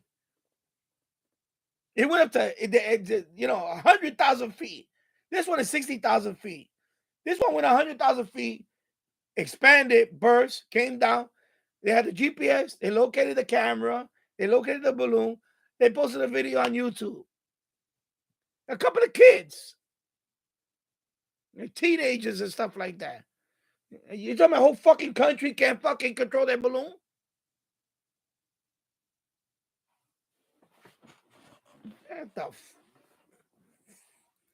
I'm sorry. Get the fuck out of here with that shit. The size of a bus. Yeah, what happens when it expands, it gets that much. As it goes higher, the balloon gets bigger because of the air pressure. It's less air pressure up there. Because that's probably helium. They put helium in it. It's like a weather balloon. Because that's how big they get. They get to that point where it's like,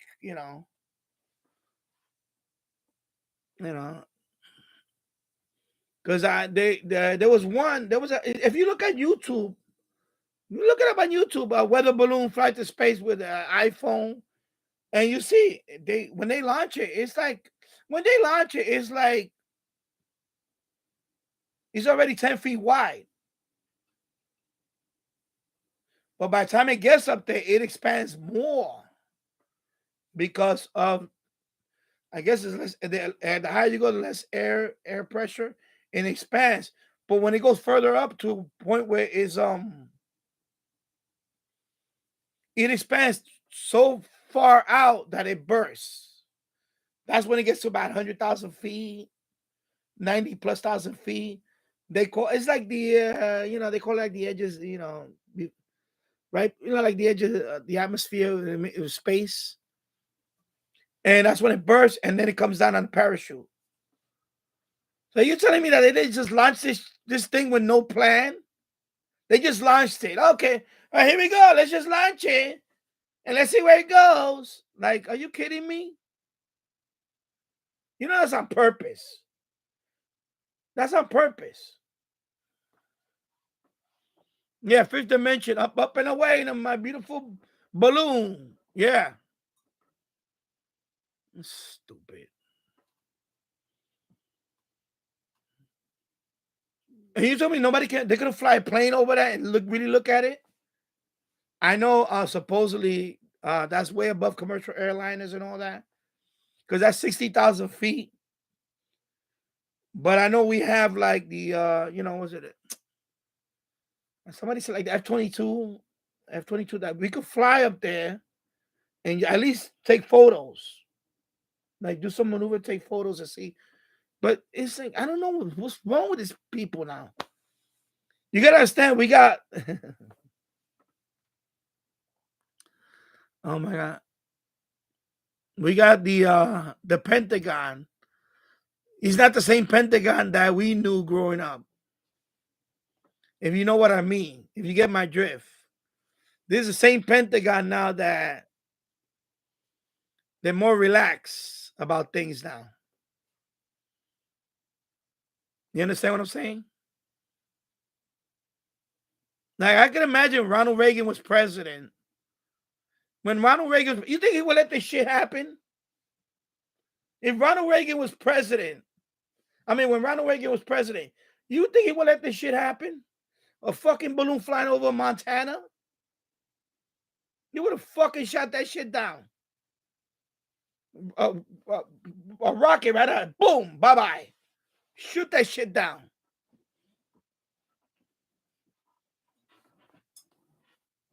Not fucking watch it go over. Are you kidding me?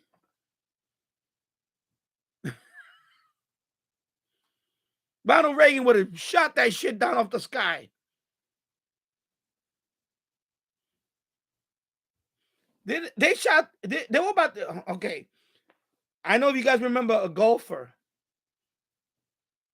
Payne Stewart. I remember now, Payne Stewart, that's his name. They had a private jet.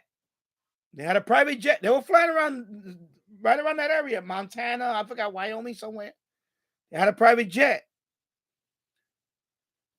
They lost contact with the pilot and all that. It turned out that they died inside the plane. I guess they lost air cabin pressure, and basically they died of what they call hypoxia. That means there are no oxygen and they died. So they were dead in the plane. The plane was still flying. And it was running out of fuel. It was going to crash. They were going to shoot it down. Okay, they were going to shoot it down. They already sent the Air Force up there to check to escort it. But what happened eventually? I think the plane ran out of fuel, and it eventually did crash. And it crashed in a remote area, you know, nothing. And that's Payne Stewart. And there was about a few people in there. It was a couple of people. And he died, and, you know, they died. They you know, because that's what they found out. They figured out when the fighter pilot went real close to the plane, he saw that the pilot was already dead. The pilot, co-pilot, all the passengers, they couldn't establish any communication. They figured they were all dead, and the plane was flying on autopilot. They were going to order to shoot down that plane. And you telling me they can't shoot down this freaking balloon over a remote part? It makes no sense.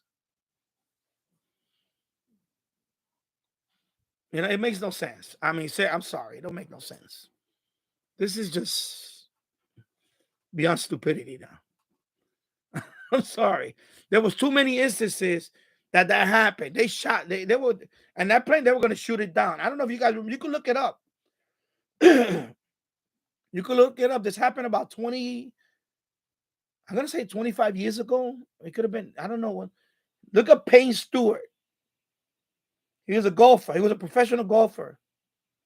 And they were going to shoot down that plane. He was in that plane. They died in the plane. And the plane was on autopilot. And it was flying around that area of the country. And they were going to shoot it down. They were ordered to shoot down that plane. But it had just ran out of fuel and it crashed. And they, of course, they were already dead in the plane. And they were going to do that for that. And you telling me they can't do the same thing for this one? It's just a balloon with nobody in it? Yeah, the size of a bus. You know? They're just going to wait for it to come down somewhere anyway. It's going to come down. It's going to come down somewhere. And then I heard there's one in Canada. That you heard about that too, Jim? I think there's another one in Canada. He's like, I'm telling you, it's an invasion, bro. Jesus Christ. Yeah, I'm telling you, we live in a crazy world right now. It's like that world that they, oh my God. This is unheard of. If Ronald Reagan was president, that wouldn't have happened. Or even Bush. Even if Bush was president, it wouldn't let that happen. That thing would have been shot down. That thing would have been shot down. That thing would have been. They would have shot that freaking balloon down.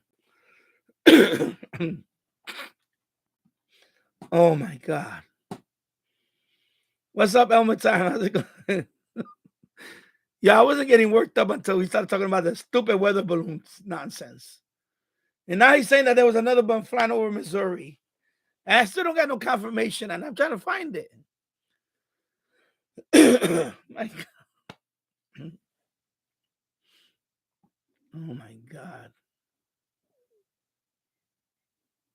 Yeah, so the next thing is they're gonna fly one day they're gonna fly another weather balloon fly by, and it's gonna have a little nuke. It's gonna have a nuke. And they just floating by. Oh, man, we don't want to shoot it down because we don't want it to land on somebody. And then it'll run out of fuel. It'll run out of helium. And it'll come down and it'll detonate and it'll blow up a whole bunch of cities. And then they'll be like, okay, see, China did a sneak attack on you. Like that would never happen. If that balloon was ours and we was flying over China, they would have shot it down. They would have shot it down in 2 seconds. Or flying over Russia. If then Russia would have put up with that, they would have shot it down. They would have shot that thing down. We had so many spy planes try to fly over Russia. And what happened? One of them got shot down. Gary Powers, U-2. It was a U-2 spy plane. He got shot down over Russia. And he was flying around that much. He was flying around that height, 60,000 feet. 60,000 feet. The U-2 spy plane used to go over 60,000 feet and so on. He got shot down. He flew over Russia. Boom. He got shot down. And he got captured. It happened many times in history. Are you telling me they can't shoot this thing down with today's technology, with with a Patriot missile or something? Jesus Christ! Jesus Christ!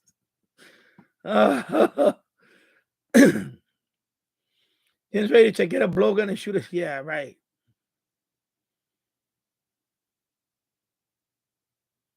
60,000 feet, man.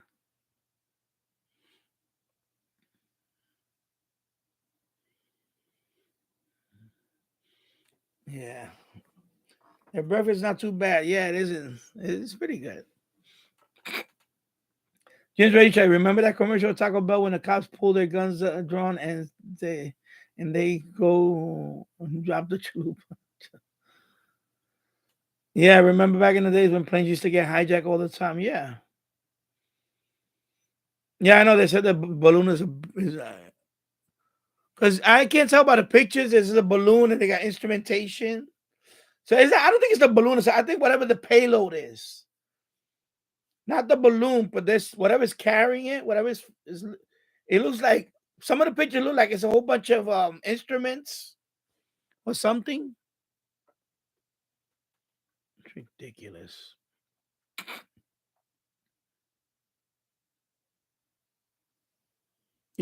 If I were to launch a balloon like that,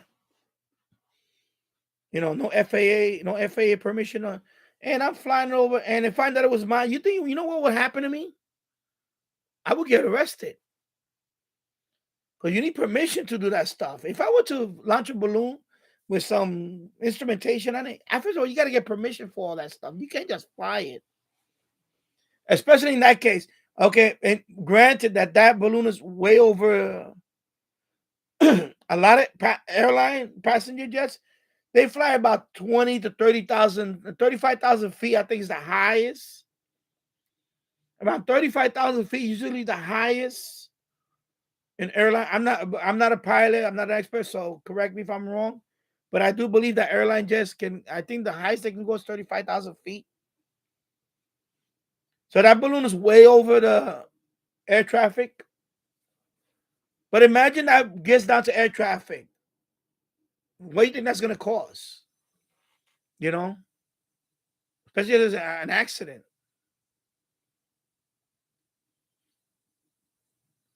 Like, they need to shoot that thing down already. It's going to come down eventually.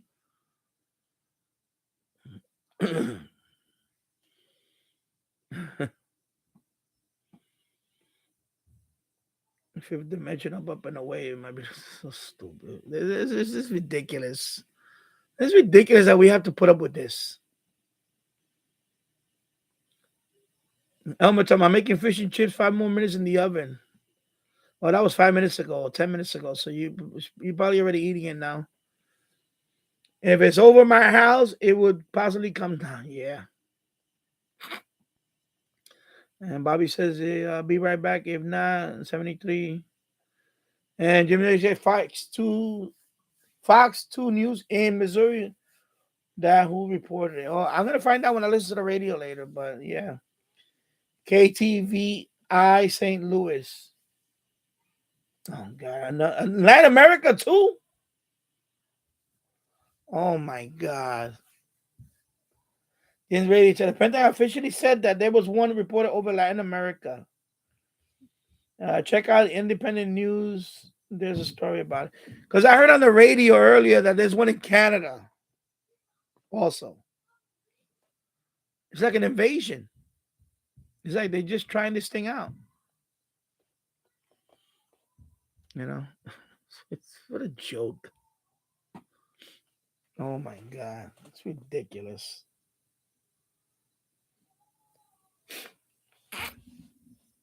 Ridiculous. Good Lord. Allow this craziness to happen. Let me see my thumbnail. Oh my God, my thumbnail's like, that's my thumbnail. I'm going to use this as a thumbnail. Here we go. Before I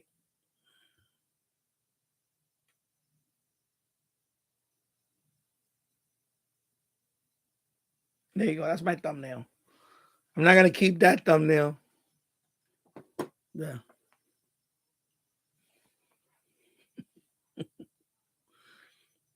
Yeah. So anyway, let me see when I come back on because, like I said, I got interviews coming up next week. So let me see what happens on Monday. So let me see what happens Tuesday, and then of course I have one on Thursday. So, all right. Anyway, I'm gonna sign off now. It's 4 hours and 10 minutes in the books. That's a nice long stream. Like I said, I keep saying it. 3 hours and 2 hours, 3 hours is like the norm. Not even 3 hours is for me. 3 hours is the norm now. And now I hit 4 hours. So anyway, thank you everybody for watching. I'll see you soon. Take care. Bye-bye.